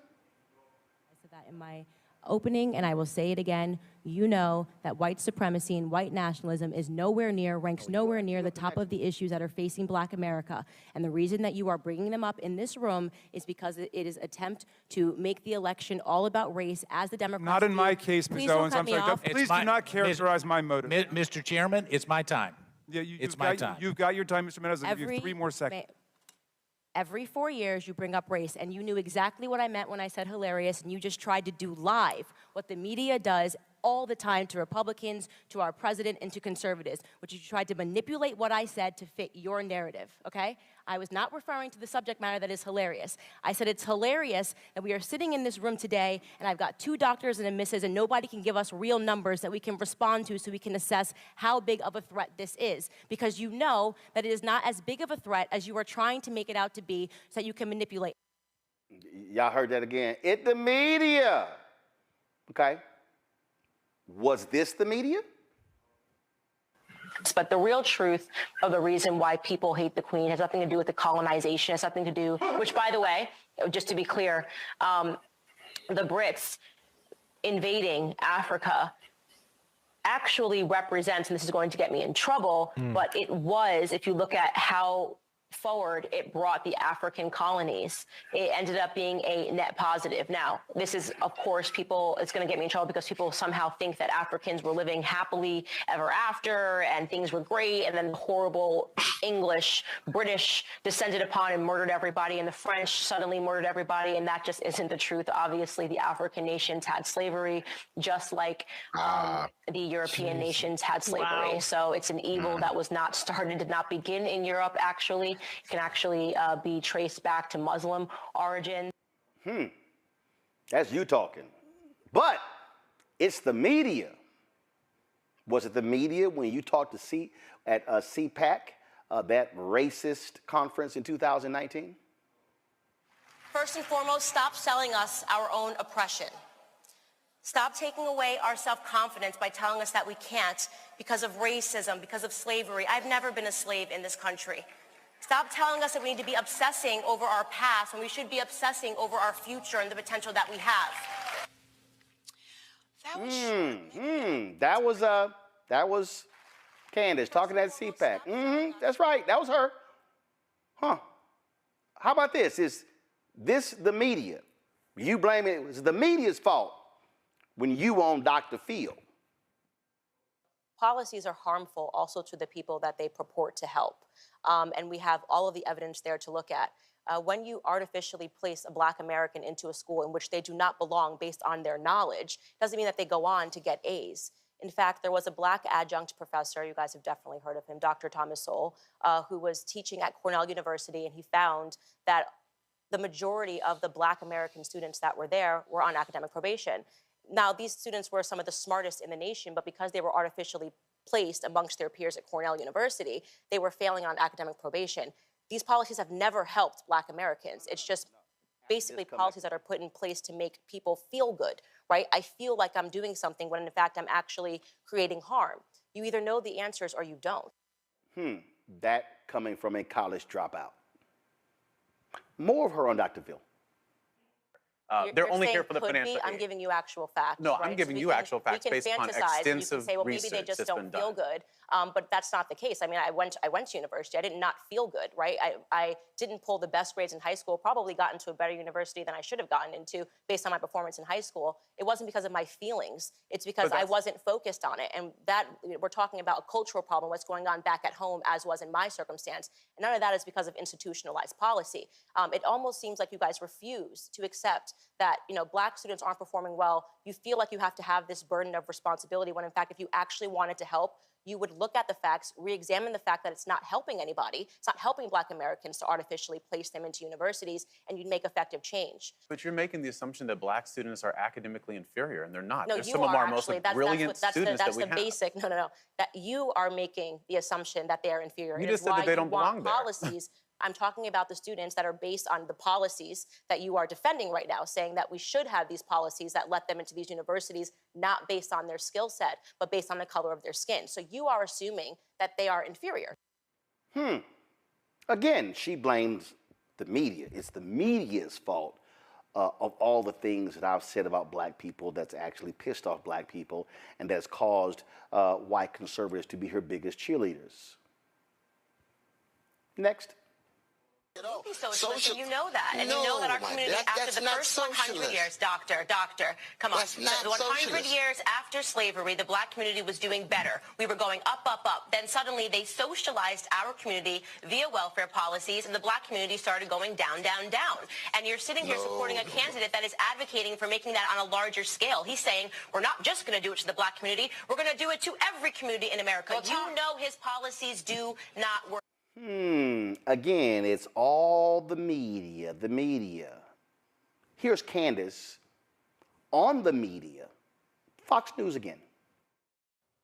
Well, I think it drew attention for a lot of reasons. I think in many ways people on the right felt vindicated. And I know that there were a lot of moderate people that came over and realized that what I was talking about were actually real issues in Black America. I touched upon the illiteracy rates. 75% of Black boys in California not being able to read is a problem in Black America. White nationalism, when Black-on-Black crime, 90.1% of all homicides against Black Americans are performed by other Black Americans. The entire hearing, in my opinion, was a hoax. The continued hoax on Black America, which comes to us from Democrats who want us ultimately to fail by focusing on something that is not harming us when you look at all of the other issues that we are facing. Oh, it's the media. That's why Black folks were ticked off at me. So when you sat down 4 years ago with the folks at Mike, that's the media, right? You often talk a lot about how liberals are quick to cry racism or oppression. How do you define racism? Or what's an example of something you find racist? That's a big question. I think Jim Crow laws were racist. That was racist. And in the modern context? In the modern context, I can't think of a policy that is racist. But if somebody walks into this room right now and calls me the N-word, that's a racist term. In modern times, I can't think of a policy that is racist. You mean like when you sued your school and you called upon the NAACP to help you and you got a settlement from your discrimination suit? Is that modern enough? Please continue. You pride yourself on being a free thinker. Correct. What's an area where you break from or differ from President Trump? Where are you a free thinker as it pertains to his agenda? There are tons of things that I've disagreed with President Trump on. I thought that he responded too quickly to Syria. What are some others? You can give me some policies and I can I can tell you Anything yes or no. specifically on the areas that you speak Black a lot America, about, which no. is about race, about Black Americans, none. about social policy, No, social issues? I'm fully on board with him, and that's Fully why on board with the agenda. that's why I go around and I speak positively about him, and I want people to understand that we should be trying something different, and Trump is offering something different.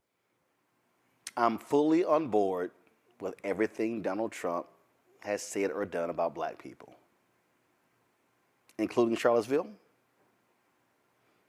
including calling African nations shithole countries, including the denigration on a consistent basis of black women, even black women who worked for him like Omarosa, the constant and the vicious attacks on black female reporters at the White House, the vicious attacks on black women in Congress. So you agree with all of that, right, Candace? But it's the media. They're the reason why. Next. Right, you know, in many ways, she is a victim of the culture, and I've said this over and over again ad nauseum, which is just that victimhood has become almost a mental plague upon Black America in particular, because that word racism is being so overused that society is becoming desensitized to it, and we actually can't even recognize it when it actually exists. We think everything is racist.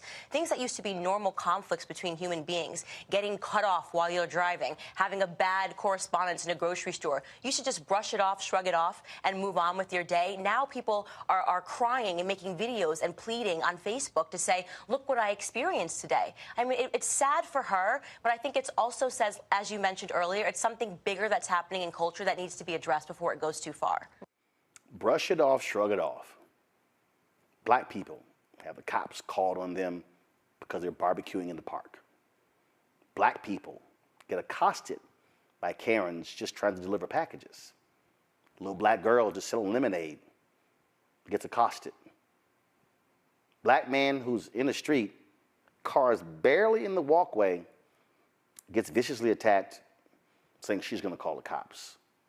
Candace says those things are not racist. Just brush it off. Shrug it off. Next. But I ask a question. Can you insult a black person? Can you insult a black person without being a racist? That's just a question I think the minute that he went with lazy, he was using... Are you saying black people are lazy? No, but that's Why a does the common word racist lazy trope. make you think That is a about... common racist No, it is trope. not. I've never been called lazy my entire life. So the question is, why does the word lazy make... No, I'm asking you a question. I asked you a question. You said that lazy makes you think of black people. That's what you're saying. That is a common racist trope. So that's within you, not within him. That is not a common racist trope towards black people. And it's incredible that you're defending a man who looks at a pregnant woman I think he's a jerk. No. I think he's an absolute jerk. That is so disgusting. You're trying to be insulting because you're trying to move the ball because you just accidentally called black people lazy. That's what really happened. I know what you were. This is a typical racist trope. Okay, it's not a racist trope. Lazy is a word that means that you're not doing all the time. We got to stop. Interesting. Go to first of all, here's what Candace Owens had to say about Ahmaud Arbery. Ahmaud Arbery was caught on camera breaking into an unfinished property that was owned by Larry English. His mother has confirmed it is him in the video. Please stop with the just a jogger bullshit narrative. Avid joggers don't wear khaki shorts and stop to break into homes. Black man gunned down by racist in Georgia. Those racists were actually convicted of that, but she sides with the racists. Here's her criticizing LeBron James when he spoke on the issue. Lasted to King James, who will never be what Kobe and Jordan were off the court because he lacks intellect. That's interesting considering he owns numerous businesses and actually, anyway. Bro, you have multiple homes, white personal chefs, gardeners, and housekeepers. If that's an example of literally being hunted by white people, then sign me up ASAP. That's what she said. Yep. Oh, she added, Black America when 9-year-old Tyshawn Lee is lured from a basketball court down an alleyway and shot dead by a black gang member, crickets, which is a lie. Black America when a repeat burglar is shot dead after breaking into a home, racism, injustice, protest. Our culture is a joke. No, actually, the joke's on you, Candace.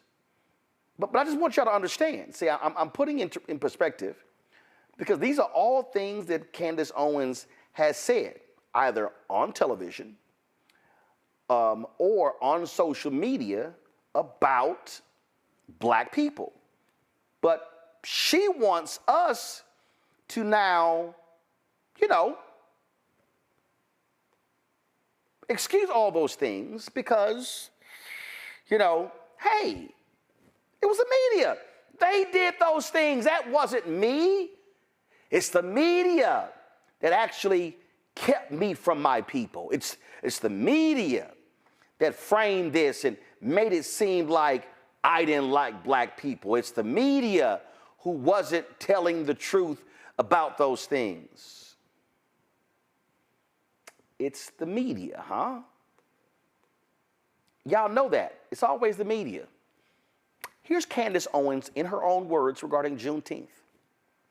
Juneteenth is so lame. Democrats really need to stop trying to repackage segregation.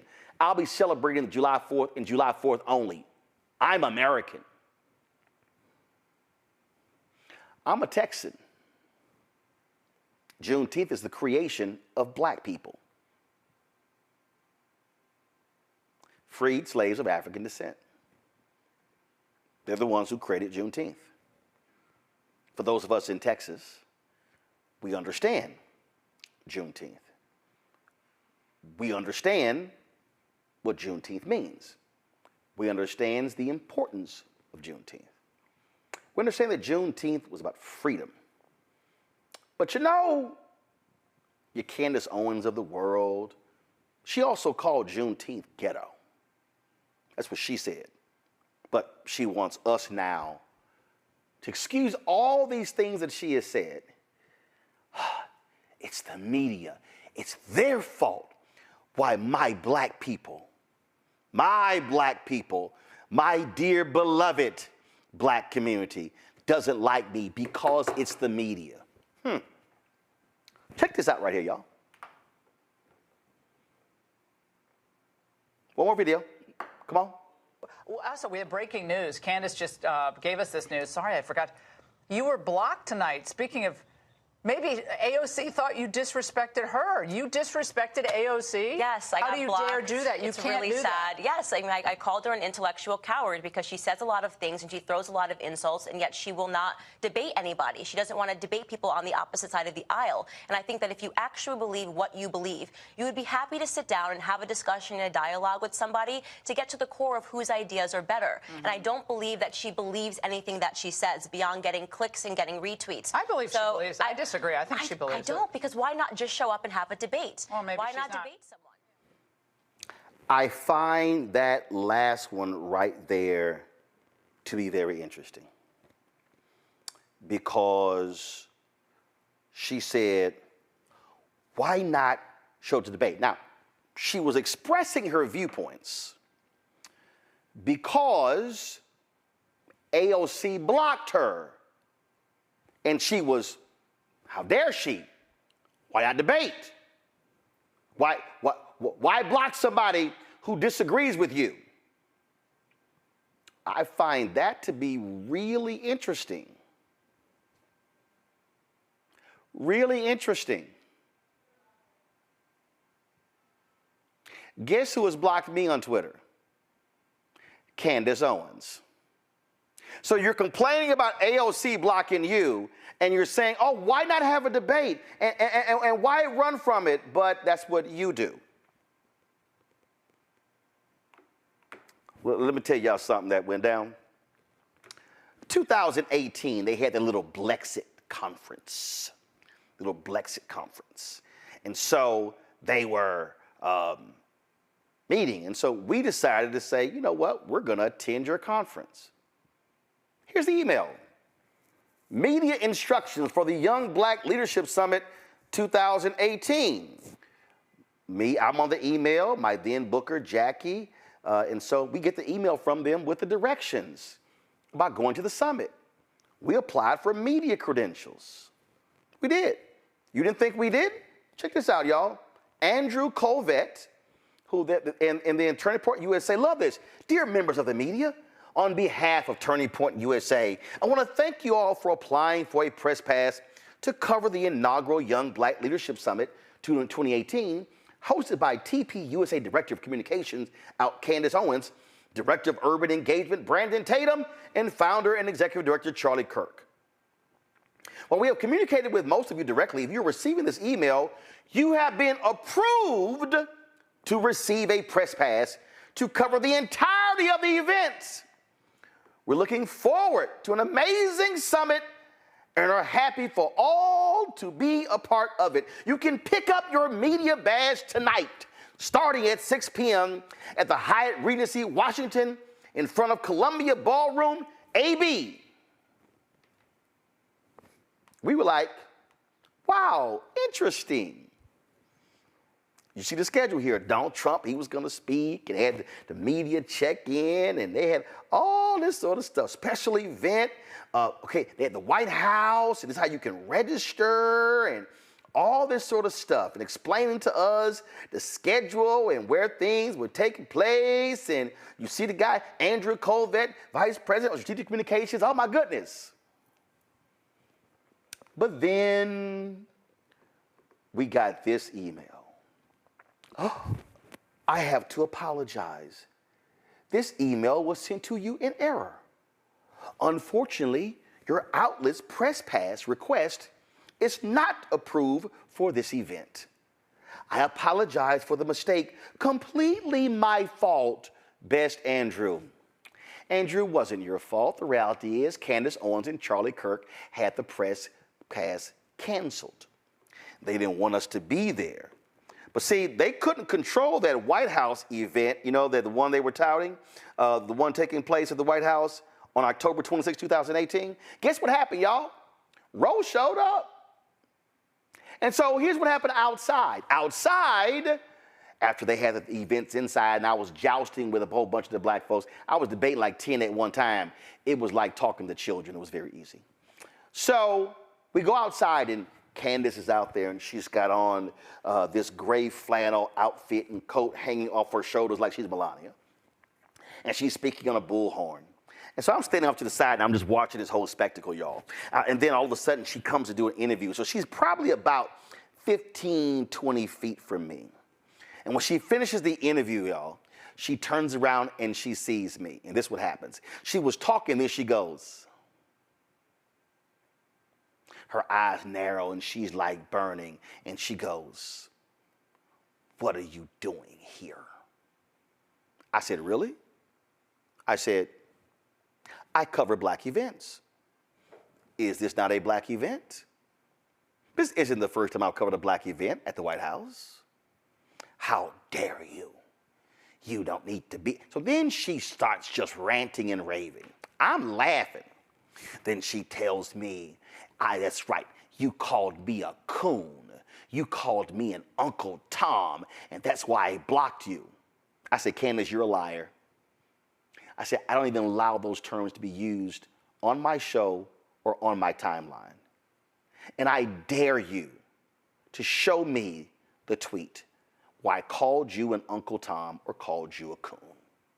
And then one of her other little black minions, he comes by. He's like, "Yeah, we're going to show you. We got it." I said, "Oh, please, I'll bet you $1,000 you can't find it."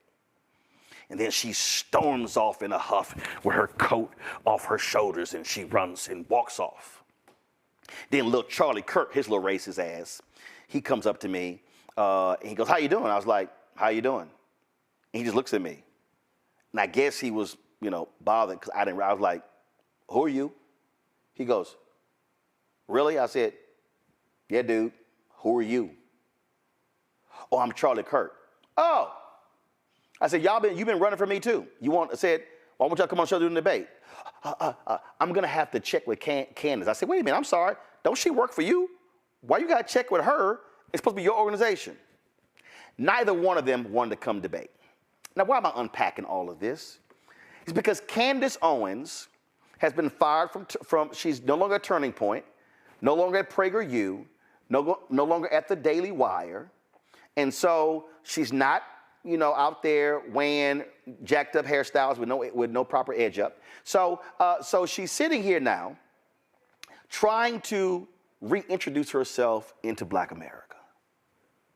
She now wants to have dialogue with Black America. And let me be real clear. I'm not questioning her blackness. I'm not saying that she's not black. What I am saying is you're not welcome to the cookout. You're not welcome to any of our events. You're not welcome to any of our conferences. Because see, when you choose to be a self-hating black person, and then you want us to then listen to you, no. That's not how these things work. Because see, what you are desperate for, you are now desperate for a platform, and you think that, oh, let me just say, the things that I want to say. Let me just say these. No, that's not how these things work. Because see, Candace, you have trashed black people. You have denigrated black people. You have called us victims. You have danced before white conservatives. And you enjoyed your time on that stage, vilifying black people, trashing black people left and right. And now you actually want to come back and have conversations with black people. And you want us to accept that. You want us to forget all of the things that you said. See, we can't do that, y'all. We can't forget all the stuff that you said. Sort of reminds me of that Elmer Fudd sounding fool, Jesse Lee Peterson. He has said some of the most vile, despicable things about black people you've ever heard in your life. So remember when I did that podcast, PBD, Patrick Bet David, called himself an independent who's a conservative? No. So check this out. So we got this email here. Hello, Tony. I just left you a voicemail. My name's Tony Naimi, a talent booker for the PBD broadcast. They wanted to extend an invite to me to be on their podcast with Jesse Lee Peterson. As you know from Roland's previous appearance on the show, PDB is a fair and balanced host who respects his guests' views and missions. He ain't fair and balanced, especially if you saw my post where he couldn't even, the first time I was on there. Please let me know what we can do to get this arranged. I look forward to your reply. Oh, I replied. Because see, normally, when you have these, these things, people just sort of say, no, I'll pass. I couldn't do that. I said this, Tanya passed on your email to me. Let me be blunt as possible. I will never appear with Jesse Lee Peterson, as the song by Bishop Bullwinkle, Hail to the No. He is one of the dumbest, ignorant, and uninformed individuals I've ever met. I've encountered him before. He kills brain cells. He's even beneath Jason Whitlock, and that is hard to do. I've turned down doing his show directly. Jesse Lee Peterson is a grifting real Elmer Fudd. That means he is beneath me in every intellectual category, and I can't even believe PBD would even ask me to appear with that dumbass. So I had extended an invite 6 years ago when Candace was running her mouth, her and Charlie Kirk. I have no desire to talk to Candace Owens. There will not be an invite extended to Candace Owens. Because Candace, you said all you need to say about black people. We heard you loud and clear. You can now try to blame the media. You can now try to say, well, my words were twisted. But the reality is, you said it. It came out of your mouth. And so, you can, by all means, you can keep your unseasoned chicken. By all means, you can keep your jacked up edges. By all means, Candace, you can have your potato salad with raisins in it. By all means, you can have your pumpkin pie instead of sweet potato pie. By all means, you can stay exactly where you are in Nashville with your husband, and you can sit here and keep spouting off the nonsense that you always say. But what you will not do is come on this show and show your face and bring your weak, tired, incoherent, nonsensical, trifling comments that have dismissed, denigrated, and degraded black people for the last several years. I hope you made a lot of money doing what you did. I hope that the show that you were engaged in was quite successful for you. But what will not happen is if you're going to come on here and use this show and use this audience as an effort to rehabilitate your trash image. Run along, Candace. You made it clear you didn't care for black people. You made it clear who you were comfortable with. So by all means, stay with them, because we have absolutely no use for you in our pursuit to end inequality and to fight for justice and for righteousness when it comes to people of African descent in this country. All skin folk ain't kinfolk, and you absolutely will be rejected at any cookout. Rebecca, you get to go first. I mean, Roland, you said it all. And here's the thing. The issue is, I don't care if white media told me to hate Candace, whatever. But the issue is, like you said, is that Candace hates herself. And that's my problem with Candace Owens. It's because she hated herself so much, she happily decided to be a minstrel. And when I think about back to the 19th century, what actual minstrel shows were, it was white people showing up in blackface to make fun of black people to white audiences.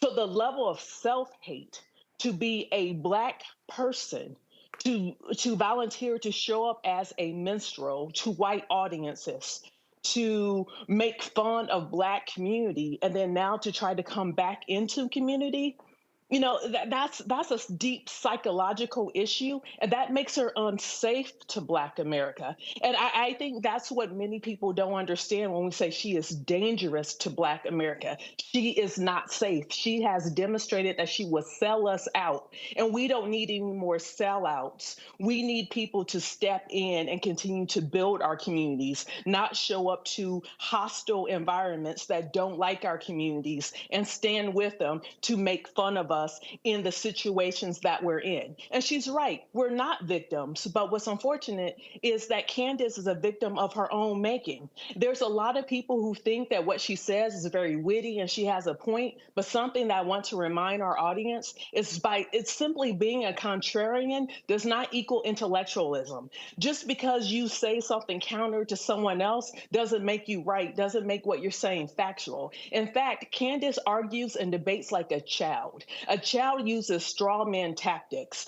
For example, if you tell your child, hey, it's time to go to bed, and your child turns around and says, I hate you, that's what a child does, and that's what Candace does. She's a one-trick pony when she's actually trying to debate issues because she does not have the intellectual depth. She does not have the historical knowledge. She does not have the fortitude to actually have real conversations about issues concerning and of the Black community in this country. Instead, she employs straw man tactics where she sets up a false or exaggerated argument, and then she tries to counter the false or exaggerated argument that she sets up. So she is not even honest when she's having debates. When you look at her constant framing, like that Fox News clip where she tried to tell that brother there, like, oh no, you tried to call Black people lazy. I have never been called lazy, when all of us know that the lazy trope has been a target towards Black folks by racist white people in this country by saying that we are lazy.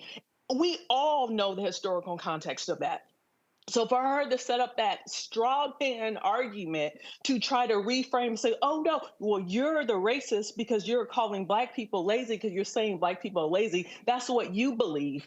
That is a bunch of BS. That should be beneath Candace, but it's not, because she is a minstrel. She doesn't even require the paint on her face to actually do real blackface. And so one thing she needs to understand is that the very racists who put her on different platforms and wanted her to use her as a tool of anti-Blackness, they're tired of her. They are dismissing her because she is no longer of value to them. And that is a very cold place to be in, Candace. And you know what? I don't feel for you. I actually have empathy for you because the level of hatred of yourself that allowed you to sink that low. Robert, as I said at the outset, with the death of Chris Metchler, I know many black conservatives, black Republicans. Friends with them, Michael Steele, of course, Alfonso Jackson, a former HUD secretary, my man Michael Williams, worked in the Reagan administration. I mean, I can go on. I mean, you know, my man Bob Brown, of course, in the Nixon administration. I can go on and on and on. So I don't have any anger or resentment. I don't attack black Republicans. I know individuals who are real black Republicans, Keiko James and others, who actually do things for black people. But I know grifters like Candace Owens, like that fool, Officer Tatum, whatever his name is. I know when I see them, and what you're not gonna do, you're not gonna use us as props in your redemptive tour after you attacked us mercilessly for the last 8 years. A couple things. I think that we also can't lose the reason that Candace got fired from her job in the first place, which is she started talking about the Jewish community the same way she has been talking about the black community, and forgot that they actually are the people who signed her paycheck, and she was summarily shown the back door. You came to talk about everybody else crazy the same way you talk about your own people, because you're only useful in talking about black folks to them. You are not useful criticizing the Jewish community or Israel or anybody else, and therefore she was given her walking papers. It's an important point to make on that. But when we talked earlier about COINTELPRO, for the people who aren't familiar, we're talking about counterintelligence programs that the CIA and the FBI used throughout the civil rights movement to undermine black movements. So they would take somebody, let's say somebody who was in college, but they were about to fail out. They filed a lawsuit against the school to try to get a settlement. They don't have a degree. They don't have any work experience. They really don't have any justifiable reason for anybody to listen to them, and then they prop them up. They turn them into a voice for that community. They put them in front of people. They put them on cable news. They put them on speaking tours. They bring them to the White House. They make them the spokesperson for the president when it comes to black issues. That's what they would do if it was a COINTELPRO program. They would take an individual like that. Again, no education, no work experience, no justifiable reason to have a conversation with them on these issues at all, no level of expertise, and they will give them just directly those talking points for them to recite back in public as actors. Remember, Ronald Reagan was an actor. Nancy Reagan was an actor, well known on the Hollywood lots back in the old days. And so when someone like Candace Owens shows up, you have to understand how to specifically point out and understand COINTELPRO when you see it. That's just a voice that is created out of nowhere. That is I think the young people, Gen Z now, they call them industry plants. They just show up out of nowhere. Suddenly they're put into the limelight, put into the forefront, given a voice, and the only thing they have to say are things to tear down and destroy the black community. Candace Owens is no different than Sexy Red or Ice Spice. Just a creation out of nowhere, no known talent, no known ability to actually produce anything positive for the black community. Their only use is for the majority culture to destroy black communities, and that's all they are, the modern version of COINTELPRO industry plants that are used to tear down black communities. Julian, during the when Mike Pence was there in the White House, there was an event at the White House, and at that particular event, he was meeting with some black Republicans, some black conservatives. And at the meeting, Keiko James, who then was heading the Heritage Foundation, she was invited there. Also, Elroy Saylor, who was former chief of staff for Congressman J.C. Watts, was there. There were some other people who were there as well. And at the insistence of somebody, Trump or somebody else, at their insistence, they insisted that Candace Owens be invited. Now, she was not on Pence's list. He did not invite her. I was told Pence was not happy at all that he had to entertain her. And I'm trying to find it. But there was a photo that was taken, and Candace's ass was cropped out of the photo. And Pence thanked those who were there, did not mention her at all. Well, something happened during the meeting, and Candace, again, not a lightweight. I mean, not a featherweight, a flyweight. And so she descends, she starts, and I was told this by one of the participants, she starts walk, walk, walk, walk, walk. And K. Cole James, who is well known in black conservative circles, K. Cole James, again, who was the first black leader of the Heritage Foundation. K. Cole James, and if any of y'all want to see, I actually did an interview. So again, this is a perfect example when people say that I don't talk to black conservatives. Actually, I do. I sat down, did an interview with K. Cole James in her office, and we talked about her leadership there. And so what was interesting is Candace begins her little, her little line trying to diss black people. And all of a sudden, the auntie in K. Cole James comes out, Julian, in the meeting. The auntie comes out in the meeting. And I was told, she said, little girl, you don't know what you're talking about. And then began to scold her. And then began to teach her. Began to break her down about the subject matter at hand, and thoroughly embarrassed her in front of the Vice President of the United States. She had to teach her a little lesson.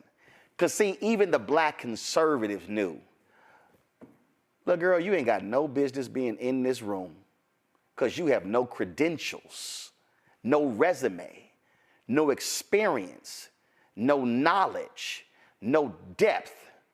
Because truth is, Candace Owens is as deep as mustard on a hot dog. Julian. Well, you have impeccably laid out your case with the clips. Rebecca has impeccably talked about the menstrually that is part of what this woman's DNA is. I just, frankly, Roland, loving you in this program as I do, wonder why we would waste so much time on such a nitwit. Because that's what she is. She's a nitwit. She's a lightweight. She has no credentials, and she's a liar. I mean, beyond all that, she is a liar. I mean, we could completely debunk her if she's trying to have some comeback tour, but I don't know where she could come back to. Look at that. I mean, seriously, look at that. First of all, comb your hair before you go on television. That's number one, part of the Black girl code. But it's more than that. I mean, she looks bad, but she talks bad. The particular clip that I was most incensed by is when she said we have made more progress after slavery than we have now. She ignores the entirety of the history that I'm researching now for my book about lynching, the lynching culture, the wealth gap, and reparations. She ignores the fact that we might have had more had there not been laws put into place to prevent us from accumulating, laws put into place to prevent us from going to school. The laws that have allowed our HBCUs to be underfunded for so long, laws deliberate. This is not like casual, it's not our fault racism. These are laws that were deliberately passed. The only two groups of people who were excluded from minimum wage laws were domestic workers, who was that, Black women, and farmers. Domestic workers excluded, which meant that white women could give you whatever as your pay. Take some food home, why don't you? Here's some old clothes. Ignoring all of that humiliating history, not to mention the economic lynchings that took place. Mm-hmm. When we accumulated, many were lynched. I think of the story of Isidore Duncan, wealthy Black man in Arkansas, had money in his pocket to go pay his workers. He was so wealthy, he had sharecroppers. They found his body chained to a tree and lit on fire. Found him 3 days later. And there's stories like this, you hear me all the time. I can tell these stories. Ida B. Wells' three friends started a store to compete with a white man. They were lynched. Economic lynching. This girl has no knowledge. She dropped out of college, but one would think she dropped out of high school, which, by the way, she earned $37,000 for suing her high school district because she received racist phone calls. But there's no racism, girl. Please. Well, what do they say? Bye, Felicia, something like that. And that just disappear. Candace, the friendly ghost, go away. So again, if any others out there, y'all in Black-owned, Black-targeted media, y'all gonna have all the conversations you want. But she will not be darkening this doorway and walking into this black-owned media studio because I don't have time to talk to flyweights. We come back. More on Roland Martin Unfiltered on the Black Star Network. Support our work. Join our Bring the Funk fan club. Our goal is to get 20,000 of our fans contributing on average $50 each. That's $4.19 a month, 13 cents a day. You can send check and money orders to P.O. Box 57196, Washington, D.C. 20037-0196. Cash App, $sign RM Unfiltered, PayPal R Martin Unfiltered, Venmo is RM Unfiltered, Zelle, Roland at RolandSMartin.com, Roland at RolandMartinUnfiltered.com. We'll be right back.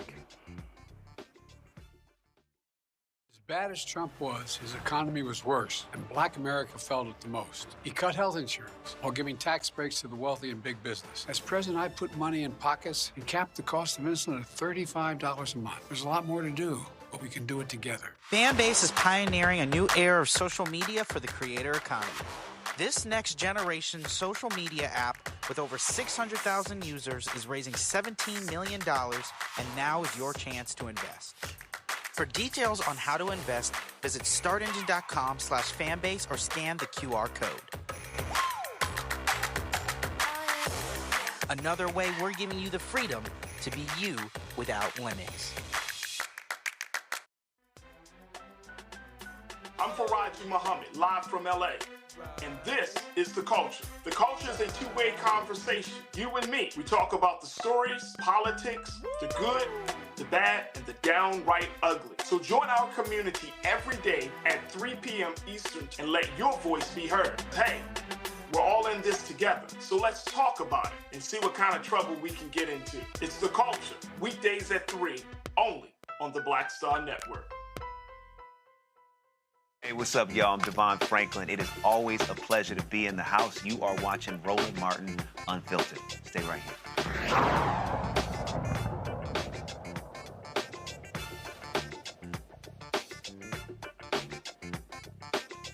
Folks, welcome back. You know, a lot of folks are really and truly confused when, first of all, y'all didn't run the Tech Talk. Did y'all run it? Y'all forgot to run that. A lot of people are confused when it comes to, social media, content creators, black content creators, how a lot of this stuff works. And they're running around going, oh, man, I got this huge following. That don't work the way you think it works. Isaac Hayes III is the founder of FanBase, a content creator-loving app. They're in the middle of a significant raise to build this particular app. And before we get into that, Isaac, I really want people to understand, because so many people haven't seen that documentary on Netflix, Social Dilemma. They haven't seen the other different stuff. And they don't really understand the game. They don't understand that what these companies have done is sucked people into the idea of the likes. I remember you put out a video talking about Reels, and I think I had put out one as well, and it was funny as hell. They were like, hey, you can earn a $1,500 bonus if you do 150 Reels in a month. And I was like, say what? You think I'm about to sit here and folk be, man, I know some people, Isaac, Doc, they spend 2-3 hours putting together one reel. And I'm going, your ass ain't getting paid for that. And that's what we see. And then we see all these companies announcing stuff, and they pull back. So TikTok pulled back the content creator stuff, Instagram pulled their stuff, Facebook pulled their stuff. I mean, the only real one that actually rewards content creators in terms of the legacy folks is really YouTube. But people don't understand the psychology of the game and how the whole game is to get you churning stuff out to make them money and leaving your creative black ass broke. True. I think legacy platforms have built an enormous amount of wealth off of advertising. And for that, they need content. And they promise the visibility, the potential visibility, or the potential stardom of going viral on a social network. And so that carrot and the stick thing that they've been doing the last 7 or 8 years has a lot of content creators that have actually gone through content creator burnout. You're posting a bunch of content, it's not getting seen by everybody because they want to cap how much money you can make, which kind of forces you into this little box what should I be making, what can I make. You're kind of playing the game and the algorithm. And so FanBase is definitely something that we don't plan on doing that at all. We don't do that now. We never want to really, make the company function off of the way advertising manipulates the way that these platforms allow users, not even creators, just everybody on the platform to be seen and be heard. So it's unfortunate, but it's really a crossroads that we're at right now, which is the reason why, a platform like FanBase exists. And again, I think that people, if you don't know the business of the business, and so many of these people, they're the show in the business. Just this ain't no different for a lot of these black content creators than the black content creators in the music business, than the black content creators in television and in Hollywood. Baby, you the show, they're the business. Yeah, and my design by that purpose and my reason for building a platform is to be the business, is to actually make everybody the business. Everybody on FanBase is a business. And there's not a person that doesn't download the app that doesn't have the ability to receive revenue and be monetized. So you can post content for free if you want to, or you can post content and put it behind paywalls and monetize. We have, hundreds of thousands of users that have downloaded the app and used the app, and tens of thousands, if not more, who monetize like significantly month over month. And I think that's important because I want to turn everybody that is on social media into a business if they so choose, because people are losing jobs. It's getting a little tough out here. And I want people to find other ways to make money. And you can make a lot of money by simply just posting the same content you would post on a platform like Instagram or TikTok on FanBase. You can make some money. And so, again, I want to stay on the business of the business because with this raise that you're doing, you are providing a window. You're providing an opportunity for people, whether they're black or not, where ordinarily they would not get. A lot of folks don't realize that Jeff Bezos made a ton of his money, not from Amazon, but by giving $250,000 to the folks at Google and wanting in early stage. That's where a lot of his money first came from, and the money later came from Amazon.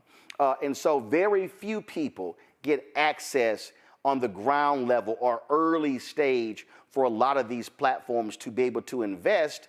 And so you see, now even though any fool who's buying Donald Trump stock for Truth Social got to be stupid because you're just getting fleeced, what you have here is an opportunity for us to actually, on the front end, early, invest in a product and watch that thing grow. And then as it goes and becomes $500 million valuation, $1 billion, $2 billion, then that initial investment grows 10, 20, 30, 40, 50, 100 times, whatever the multiple is going to be.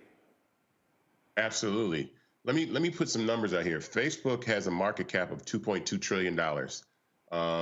TikTok is about a $180 billion application, an app. So these platforms, these social media apps that we use all the time become these enormous monsters, these titans of wealth. But typically, black people or just people that are not accredited investors who are already rich never get a chance to own them. So the difference in being an investor in FanBase is you're not a retail investor like post-IPO. So when you think of purchasing stock, like going on the stock market, buying shares in these companies that are publicly traded, that is not this. This is around, these are the opportunities that exist before the public, the general public ever really gets to know about it. So these are these ground floor, ground level investments. And so FanBase is raising $17 million. We're raising $17 million in a Reg A on a platform called Start Engine. I've been on the program quite a few times, but I want people to know that this is significant because it's going to allow us to scale FanBase faster and quicker and build. So the opportunity that most people don't get to invest in early stage companies. So I said, if you ever thought you wanted to invest in Instagram or TikTok or Snapchat or Facebook or YouTube and had an opportunity to, then FanBase is your opportunity to do that. That's why I'm wearing this shirt right now. That's why I tell everybody to go to startengine.com/fanbase to invest. The minimum to invest is $399. And what makes that significant is when you are typically an accredited investor, you enter these pre-seed rounds, the buy-ins are $10,000, $50,000, $100,000 minimum to get in. And so to be able to say, oh, I can purchase some shares in a thriving tech company, this is something that we've already raised $10 million up to this point, and the company's valued at $160 million. So this is a company on the way up that I tell people all the time. I see FanBase as a $100 billion company eventually, and we're just valued at $160 million. And what's important about that is that when we exit this company, either through an IPO or an acquisition, the people that got in early are going to be able to see a significant return on their investment. And I preach that to everybody, and especially our culture, because like I was talking about venture capital. Venture capital is all but stalled out completely, and especially for the Black community, it's almost a little under 0.5% of all venture capital went to Black startups last year, and this year is going to be less. And so there's no really opportunity for people like myself who have great products to be able to scale our businesses, except coming to the community and say, look, you guys can invest for $399, get 60 shares of stock in FanBase at $665 a share, and hold on to that and take a ride with us all the way to the end of our journey. It's extremely important. This raise is probably the most critical raise that we've ever done, because as fast as we raise this capital, the faster I can scale this company. We have some amazing partners that have come on board. Earn Your Leisure. I was just at EYL yesterday. They're coming on FanBase. We got Aaliyah Janelle. We got a couple other. Aaliyah Janelle is actually a choreographer that works with Beyonce and did the Renaissance tour making exclusive content. And there's a lot of other creators. But aside from that, the 600,000 plus people that are part of FanBase, they use it every day, that are making money just using the platform. Normal people just like you that are monetizing, getting love, and having the opportunity to do that. So this is significant. And I think with regulation crowdfunding, like what I've been able to do, you wouldn't be able to do this without the opportunity to raise on platforms like Started. So I'm grateful to be on platforms like this and be able to raise capital this way. And that's one of that's one of the things that happened during the presidency of Barack Obama. You mentioned market cap, and so the folks at Motley Fool, they put this out. I just want people to understand from a technology standpoint. We talk about how these social media tech companies dominate in this country. Next year will be the 50th anniversary of Microsoft.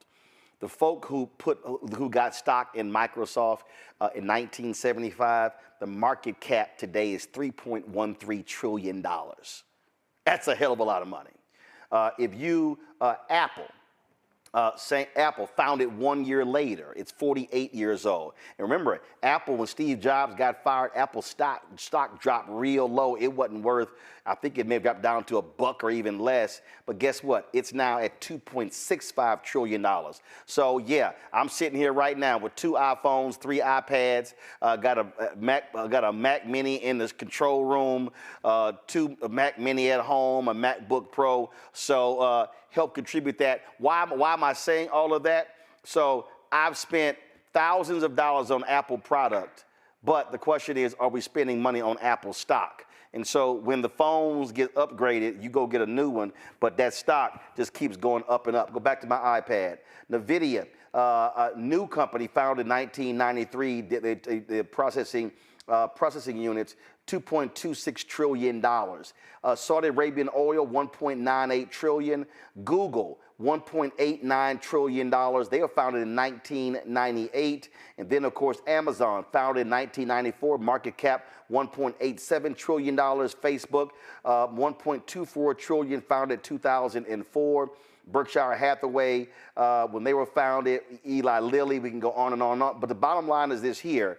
The reality is Black people can actually help make FanBase just as big as a lot of these other tech companies out here. Because the reality is we also did it to Facebook and to Google and the Clubhouse and the Microsoft and the Apple. I mean, we could go on and on and on. We set trends. And when you talk about creating content and dances and all that sort of stuff, man, we are damn good at that. But again, we are the show and somebody else is getting paid off the business. This is an opportunity where if you don't want to create content, you can still invest in FanBase. And while the other folks are creating content and the membership is, the followers is going up, look, your stock what you purchase goes up as the valuation increases as well. So you don't have to be on the app creating stuff. You could just invest. Yeah. Well, let me say this, And that was a question from my 77-year-old dad. He turned 77 April 25th because he was like, look, I ain't trying to make no damn dance videos. So can a brother just invest and not have to make some content? So that was a question from my daddy who literally texted me during the show. Go ahead. Isaac. Absolutely. Let me say this. We have to ask the question, and this is a question that was asked on EYL, will the next billion-dollar social media platform be Black-owned? And we've never really had one, except we know the value that Black culture and youth culture bring to social media platforms. Also, if you look at Black spending power in 2023, I think it's $1.6 trillion of spending power, and a good portion of that goes to luxury items and non-essentials.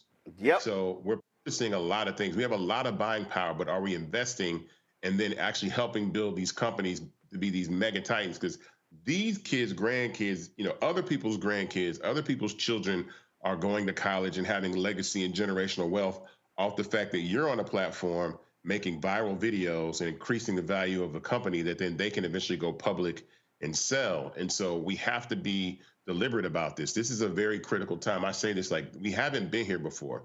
You cannot name a social media platform that is Black founded, that's made for every single person on the planet, that's raised $10 million already, that's allowed the general public to invest, that has over 600,000 users, that has all the functionality of TikTok, Instagram, Clubhouse, YouTube combined, and you can monetize and make money on the front end and have equity on the back end. We've never been here before. I don't think people understand how serious, how groundbreaking this is. I know that raising capital through equity crowdfunding sometimes has looked easy. This is extremely hard. The amount of due diligence and compliance that we've had to go through as a company for the SEC, even the fact that this is a harder raise to do because I'm only limited to being able to do amazing programs like yours. But before, I could get on the radio, I could get on TV and talk about the raise, and it's a little bit different. So this is these are the only mediums where we really have a chance to connect with people and give them the opportunity to invest. And so it's a little bit more difficult, but I don't doubt the fact that we'll raise what we need to raise. It's how fast. And so the velocity that we're able to raise the capital. And I tell everybody, go to startengine.com/fanbase, tell your friends, $399. If you don't have any more than that, that's fine. I'm not telling people to break the bank, but if you want to invest more, you can. There's no limit to the amount of money that you can invest. And I tell people that as sooner we invest, sooner that we close this round, the faster we actually scale the company, which is the purpose of this raise, because I've been able to build FanBase over the last 3-4 years relatively well, but I'm ready now. We're a scale business. We're not a startup anymore. Now we're in scale mode. And so again, that venture capital is so dry that I want to give the opportunity for the general public to take this ride along with us to $1 billion company. And so that's why I tell everybody, make sure they invest and become part of this journey. Pound got some questions, Rebecca. Hey, let's talk about the user experience. Isaac, I just saw that you listed that there's some new features. Can you talk about the ability to take content on other social media platforms and the ability to now upload it to FanBase? Yeah, so part of the reason that we're even raising this capital, we filed 8 patents. One of those is for a content migration program, right? And so basically on FanBase, you can actually take all the content that is on Instagram and import it over to FanBase. All your captions, all your photos, all your videos, up to 2,000 posts. So you're not starting from scratch. Starting a new social media platform is very, very hard. And so I didn't want people to feel like, oh my God, I got to upload all this stuff from one platform to another platform. So I wanted to give people the opportunity to have a fresh start and not feel like they got to start from the bottom. And so you can import your TikTok content or your Instagram content inside of FanBase, following a couple prompts inside of settings, and then import your content over. And that's a patent that we actually filed. And again, to file these patents and protect the IP that we created, that's one of the cool functionalities and features that FanBase has. Robert. I just signed up for my FanBase account while we were sitting here talking, so I'll be uploading some more content on there. Robert gonna have a lot of gun videos, Isaac. Hey, that's after the election. He gonna have a lot of gun videos. Okay. Later on, we'll get to that. I'll show people how to assemble a P80 kit real quick. Yeah, but with that, one of the things I've noticed with TikTok is they are so easily discoverable on search engines. If you type in pretty much anything, the first 5 or 6 video results are now, instead of being YouTube videos, now they're TikTok videos. Is there SEO features and other metadata features that will help have FanBase posts as easily discoverable as other social media sites? Yeah, so I think we're entering something called the engagement era. I know that the previous generation of social media was more about following, and now it's more about engagement. And so I think people want to be seen, which is not a problem. And actually at FanBase, we want people to be seen. So I'm focusing less on following and more on engagement. So I want somebody to be able to have 100,000 followers and get 1 million views on the video rather than have 1 million followers and get 100,000 views on the video, which is happening on these other platforms like Instagram now. And so with this raise, we're able to actually beef up and build a better search engine and algorithm because, again, I want content discoverable. Everything is going to be engagement first. We're refactoring our feed. We're doing a lot of building for the future because, you know, all these other platforms have some functionality that a lot of young people, Black people contributed to the DMs and talking about retweets and all these things, all these inventions that come on these social media platforms. These companies don't build these things. They listen to the culture, and the culture says build that. So with us raising this capital, we'll be able to build those types of things. Those search engines, we already have one now. There's an algorithm that exists now for our functionality in the platform, but now we're moving into the era of AI and discoverability and a lot of other things. And so again, these raises, especially this raise, is super critical in how we're able to scale the business. And so I'm very proud of the company that we built. I'm extremely proud of the team that we have and the success that we have. But now it's time for someone that is Black to actually build a social network that everybody on the planet can use, but the return on the investment, the return of the wealth from a generational standpoint goes to the people that look like us, that contribute to social media like us. And so that's why this is important. I tell anybody to do your research. We've never been here before. The closest we've ever been is Black Planet, and that sold for $40 million a few years ago. And FanBase is already valued at $160 million. And so even the founders of Black Planet were like, they didn't even get a lot of money from building that company up and selling it. My thing is that I want to build wealth for the people that are actually invested in the company. You know, Bob Johnson created the most millionaires ever when he sold ET. And at some point, FanBase is going to exit through a liquidity event, which is an IPO or an acquisition or a merger. And I want to shatter that record that Bob Johnson had. I want to create multiple Black millionaires. I'm tired of us not being able to really, you know, leverage technology and culture in a wealth building manner, as opposed to the few people that get famous on social media. We have some amazing social media celebrities and stars, but the bottom line is there's a vast, huge majority of people that contribute to social media, and they deserve an opportunity to own it and use it at the same time. And so FanBase is the only platform where you can do that right now. We've been very successful at that. So I tell everybody again, on my shirt, I don't know if you can see it again, go to startengine.com/FanBase. And the minimum to invest is $399. And then make a profile if you want to. But if you just want to be an investor, please, you do not have to use FanBase to invest in FanBase. It's not that. It's a free app to download and use. But I want people to invest in this platform and own it. This is like my call, especially in a program like this, to the Black community to say, look, invest, invest, invest. Invest in this app, get some equity, become part of this community, become part of everything that we're building, and join us along this ride. Julian. Oh, thank you, my brother. This is amazing. I'm on your site right now, and we'll join and we'll invest. It's very, very exciting, and it's especially exciting for me as an elder who is somewhat. Roland can tell you stories about what I cannot do. Tech challenged. My nephew told me, stop saying that, just learn how to do it. I'm like, shoot, I tried to take a picture while I was on the phone and I dropped the phone. Hey, Roland, you know how bad I am about this stuff. But this is an answer to my prayers for a number of reasons. My young people keep saying to me, Doc, how come you're not doing this, or this? And I'm like, I don't have time. I'm not trying to create content.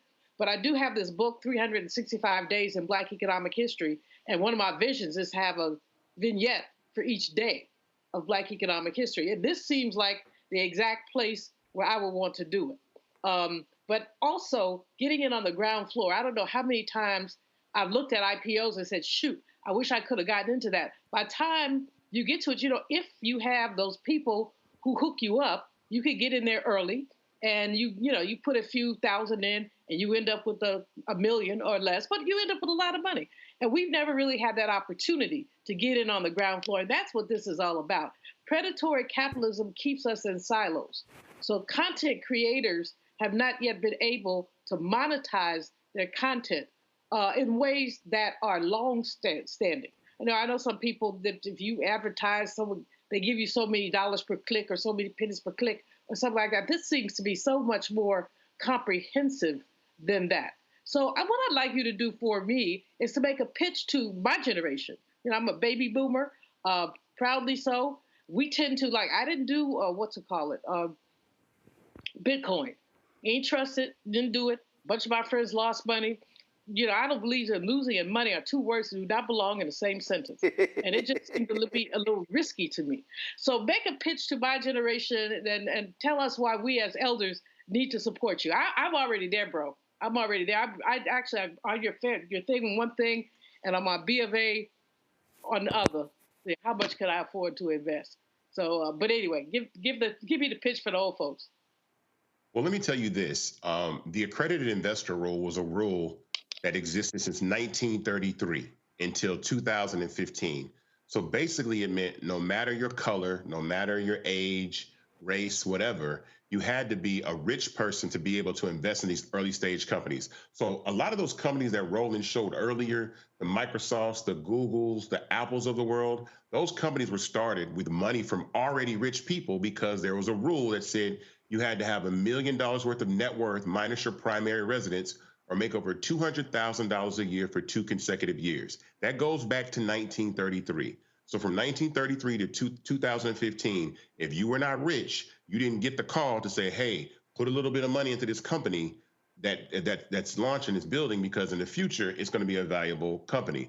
So Barack Obama and Joe Biden signed this law called the Jobs Act into law, and basically it wiped out the accredited investor rule. So it gave the ability for anybody, no matter their income, right, or their net worth, to be able to purchase and invest in early stage companies like FanBase. This is significant because equity crowdfunding has been around for a long time, but I'm a tech company. So I'm building something and have built something that is like Facebook, that is like Google, that I'm in the tech sphere. And so tech is the fastest way to build wealth in this country. And you look at a platform, a company like NVIDIA, how they are such a $1 trillion company and extremely fast in what they're doing with AI. These opportunities didn't exist before 2015. So it's relatively new. And so I tell people that don't understand that, especially people that look like us, when we have this little bit of extra capital that we can invest and become part of these platforms, become part of those stories that you hear somebody exit and they say, oh yeah, my friend was part of this company and they just went public and he made 20 million or 100,000 or 400,000 or so, whatever. This is what FanBase gives you the opportunity to do. And so I say, look, we have a lot of wealth. We have a lot of money in the Black community that we just spend on a lot of stuff. And here's another thing that I think is extremely important. Before the accredited investor rule, or before the accredited investor rule, nobody had a problem with anybody in your age group going to spend $5,000 on lottery tickets. Somebody's probably spending $5,000 on lottery tickets right now is going to lose tonight. And they could have put $5,000 into FanBase, right? Or you can go to Vegas and gamble $5,000 and lose all your money. It wasn't illegal to do that. But oh my God, God forbid that you gamble on Apple. God forbid that you gamble on Facebook. No, we can't let you do that. I mean, that's the importance. Like one of the seed investors in Uber, Orrin Michaels, please research this. He put $5,000 into Uber in 2010 when the company went public. In 2019, his $5,000 was worth $24 million. And you never heard about it because it was illegal in 2010. And Orrin Michaels was already a rich guy. He was a millionaire. So imagine a millionaire being able to take $5,000 and put it into a company and then turn it into $24 million 9 years later. That's the kind of opportunity that exists with equity crowdfunding combined with tech. And I think that's the important thing. There's a lot of people that are raising different things for different types of stuff on equity crowdfunding platforms. But this is a tech company that you can actually own, and then the users of the platform, by using it, actually increase the value. So my pitch is buy some shares for yourself, buy some shares for your children or your grandchildren, and then tell your grandkids to get on FanBase, because I built this platform to be around for the next 20, 25 years. And so when they're 25, 50 years old, they'll be like, oh, FanBase is the old app, but it is as valuable as Facebook. So I won't mind being the old guy in the tech space with a platform that is worth $500 billion, $300 billion. And so I tell everyone, we have to take this opportunity to do this. It's extremely valuable that we go ahead and do this. So that's my pitch to you. Tell a friend to tell a friend to invest. And this is something important too. I know a lot of people watch your show, Roland, but I always do the math, right? And so $17 million is our target goal. And so $17 million is roughly about 28,000 people investing $600. So think about that. There's 40 million black people in the United States of America, right? Right. All I need just from the black community is 28,000 people investing $600, and we get $17 million. Can you send me a tutor, please? I'm going to get on there, but I need a tutor. It's extremely important, though. I'm telling you, I don't, you know, Roland, I thank you, because I think Roland understands this. With what Roland is doing with Black Star Network, this is about media technology, like the value that's contained within this network and the ability that Roland has to be able to speak to our community. I'm doing this on the social media scale with FanBase. Yep. And there's video on demand and stuff, things that we're building.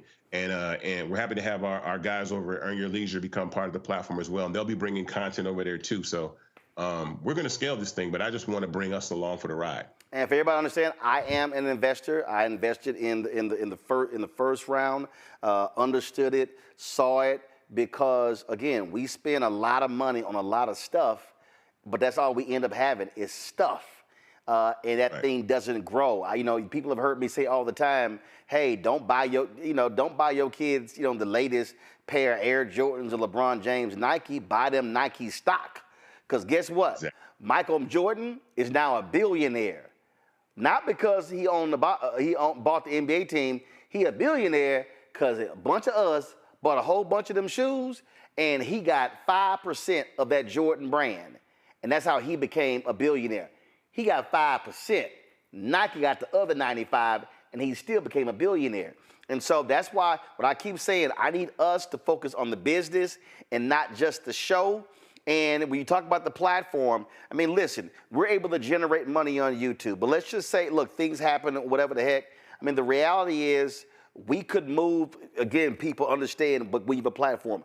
We could literally move this show solely to FanBase. Folks contribute on FanBase to be able to generate revenue for the show. We have to understand that. Too many content creators. I'm tired of hearing y'all complain about how you're not getting respected, you're not getting paid. It's because you're giving away your stuff for free. And Facebook and TikTok and Instagram, and Facebook owns Instagram, all these cats, they own you. Elon Musk is talking all this crap about Twitter, how it's just blowing up. That's to make him money. This is an opportunity for us, again, to finally, and we can't say, man, I wish somebody told you. This is probably Isaac's 6th time on the show. We've been telling y'all, this is the opportunity for us. Let's teach our kids the same thing, to understand the business of the business. And so go to startengine.com/fanbase to get more details. Folks, let's make this happen. Let's own Black people, OWN. And I ain't talking about Oprah's network, which she don't own anymore. Warner Discovery owns it. Again, Isaac, I appreciate it, man. Thanks a bunch. Thank you, man. I really appreciate it, man. Startengine.com/fanbase, guys. I appreciate it. All right, folks. That is it for us. Want to thank, actually, before I go, let me do this here. I mentioned at the outset, first of all, during the show about the passing of Chris Metzler, who often appeared on our show. Right before I came on the show live last night, I also got a call of another brother who passed away yesterday. He was the president, general manager of the Atlanta Daily World, longtime publisher of the Dallas Weekly. Jim Washington, I'm trying, for some reason, this is not going through. I want to show, you know what, I'm just going to show a photo right here. Give me a second, y'all. So Jim, he was in Dallas. He got later married to Janice Ware with the Atlanta Voice. I keep saying Atlanta Daily World. The Atlanta Voice. And so Jim Washington lost his battle with cancer. Jim was 74. His brother, Frank Washington, was one of the top black automotive writers, one of the very few black automotive writers. I knew Frank as well. Frank passed away last year. And so we lost Jim last night. I knew for the last 3 weeks his organs were shutting down. He was in ICU, moved to a hospice, called a couple of weeks ago. Janice passed him the phone. He was able to say my name and just wanted to tell him that, loved him, was praying for him. He had 2 children, Laney and Patrick. I knew them when they were very young. And look, that was one of the best jobs I had running the Dallas Weekly because he gave me full control to be able to do what we needed to do. Was really, really good brother. And so just wanted to pay our respects. And so keep Janice in prayer, keep his children in prayer. The folks with the Atlanta Voice, the folks with the Dallas Weekly, and all the other members of the Black Press America who knew and loved Jim as well. So shout out. Just want to just say that Jim Washington, very dear friend. And when I was at the Dallas Weekly, Jim and I would talk all the time. We have lots of different conversations about family, faith, all kind of different stuff. And through our conversations, I led Jim to Christ. He often talked about that and wrote about it. And so he is now an ancestor. So we miss that brother, very dear friend. And so prayers for the family. Again, Julian, Robert, Rebecca, thank you so very much. I appreciate y'all being on today's show. We will do this thing again. Y'all take care, folks. Support us in what we do. We want you to support FanBase, support us as well. I'm telling y'all, I mean, y'all, I deal with this every single day. The stuff that we do, the opportunity for our panelists to be able to opine on these issues, you are not getting that anywhere else. We are the only black-owned media outlet with 5 hours of original news content every single day. Nobody else. Not Essence, not Revolt, not Black Enterprise, not Ebony, not Blavity, not DeGrio, not The Source, not Rolling Out, not Urban One. You can name all of them. They ain't doing it. And ain't nobody black targeted doing what we're doing. We don't spend our time on gossip and mess and stuff like that. We're talking about the stuff that matters to our people. And so your dollars matter. And I'm telling you right now, our fans have been amazing for the last 5.5 years. Our goal is to raise $1 million each year. That money goes right back into the company. It pays for travel, it pays for rent, it pays for staff, it pays for cameras, it pays for our live view streaming stuff. And so please support us in what we do. You can send your check and money order to P.O. Box 57196, Washington, D.C. 20037-0196. Cash App, $RM Unfiltered. PayPal, Martin Unfiltered. Venmo's RM Unfiltered. Zelle, Roland at RolandSMartin.com. Roland at RolandMartinUnfiltered.com. You can also download the Black Star Network app. We are approaching 100,000 downloads. Y'all, let's get there. I think we like 15,000 away. Keenan, let me know where we stand now. Again, Android phone, Apple phone, Android TV, Apple TV, Roku, Amazon Fire TV, Xbox One, Samsung Smart TV. We got our 24-hour, 7-day-a-week news channel on 4 fast channels. That's 4 streaming services. Amazon News is on Amazon Fire. You can also tell Alexa play news from the Black Star Network. You can watch us on Plex TV, Amazon Freevee, and Amazon Prime Video. And don't forget to get a copy of my book, White Fear, How the Browning of America is Making White Folks Lose Their Minds, available at bookstores nationwide. Get the audio version on Audible. Folks, I'll see y'all tomorrow. Holla!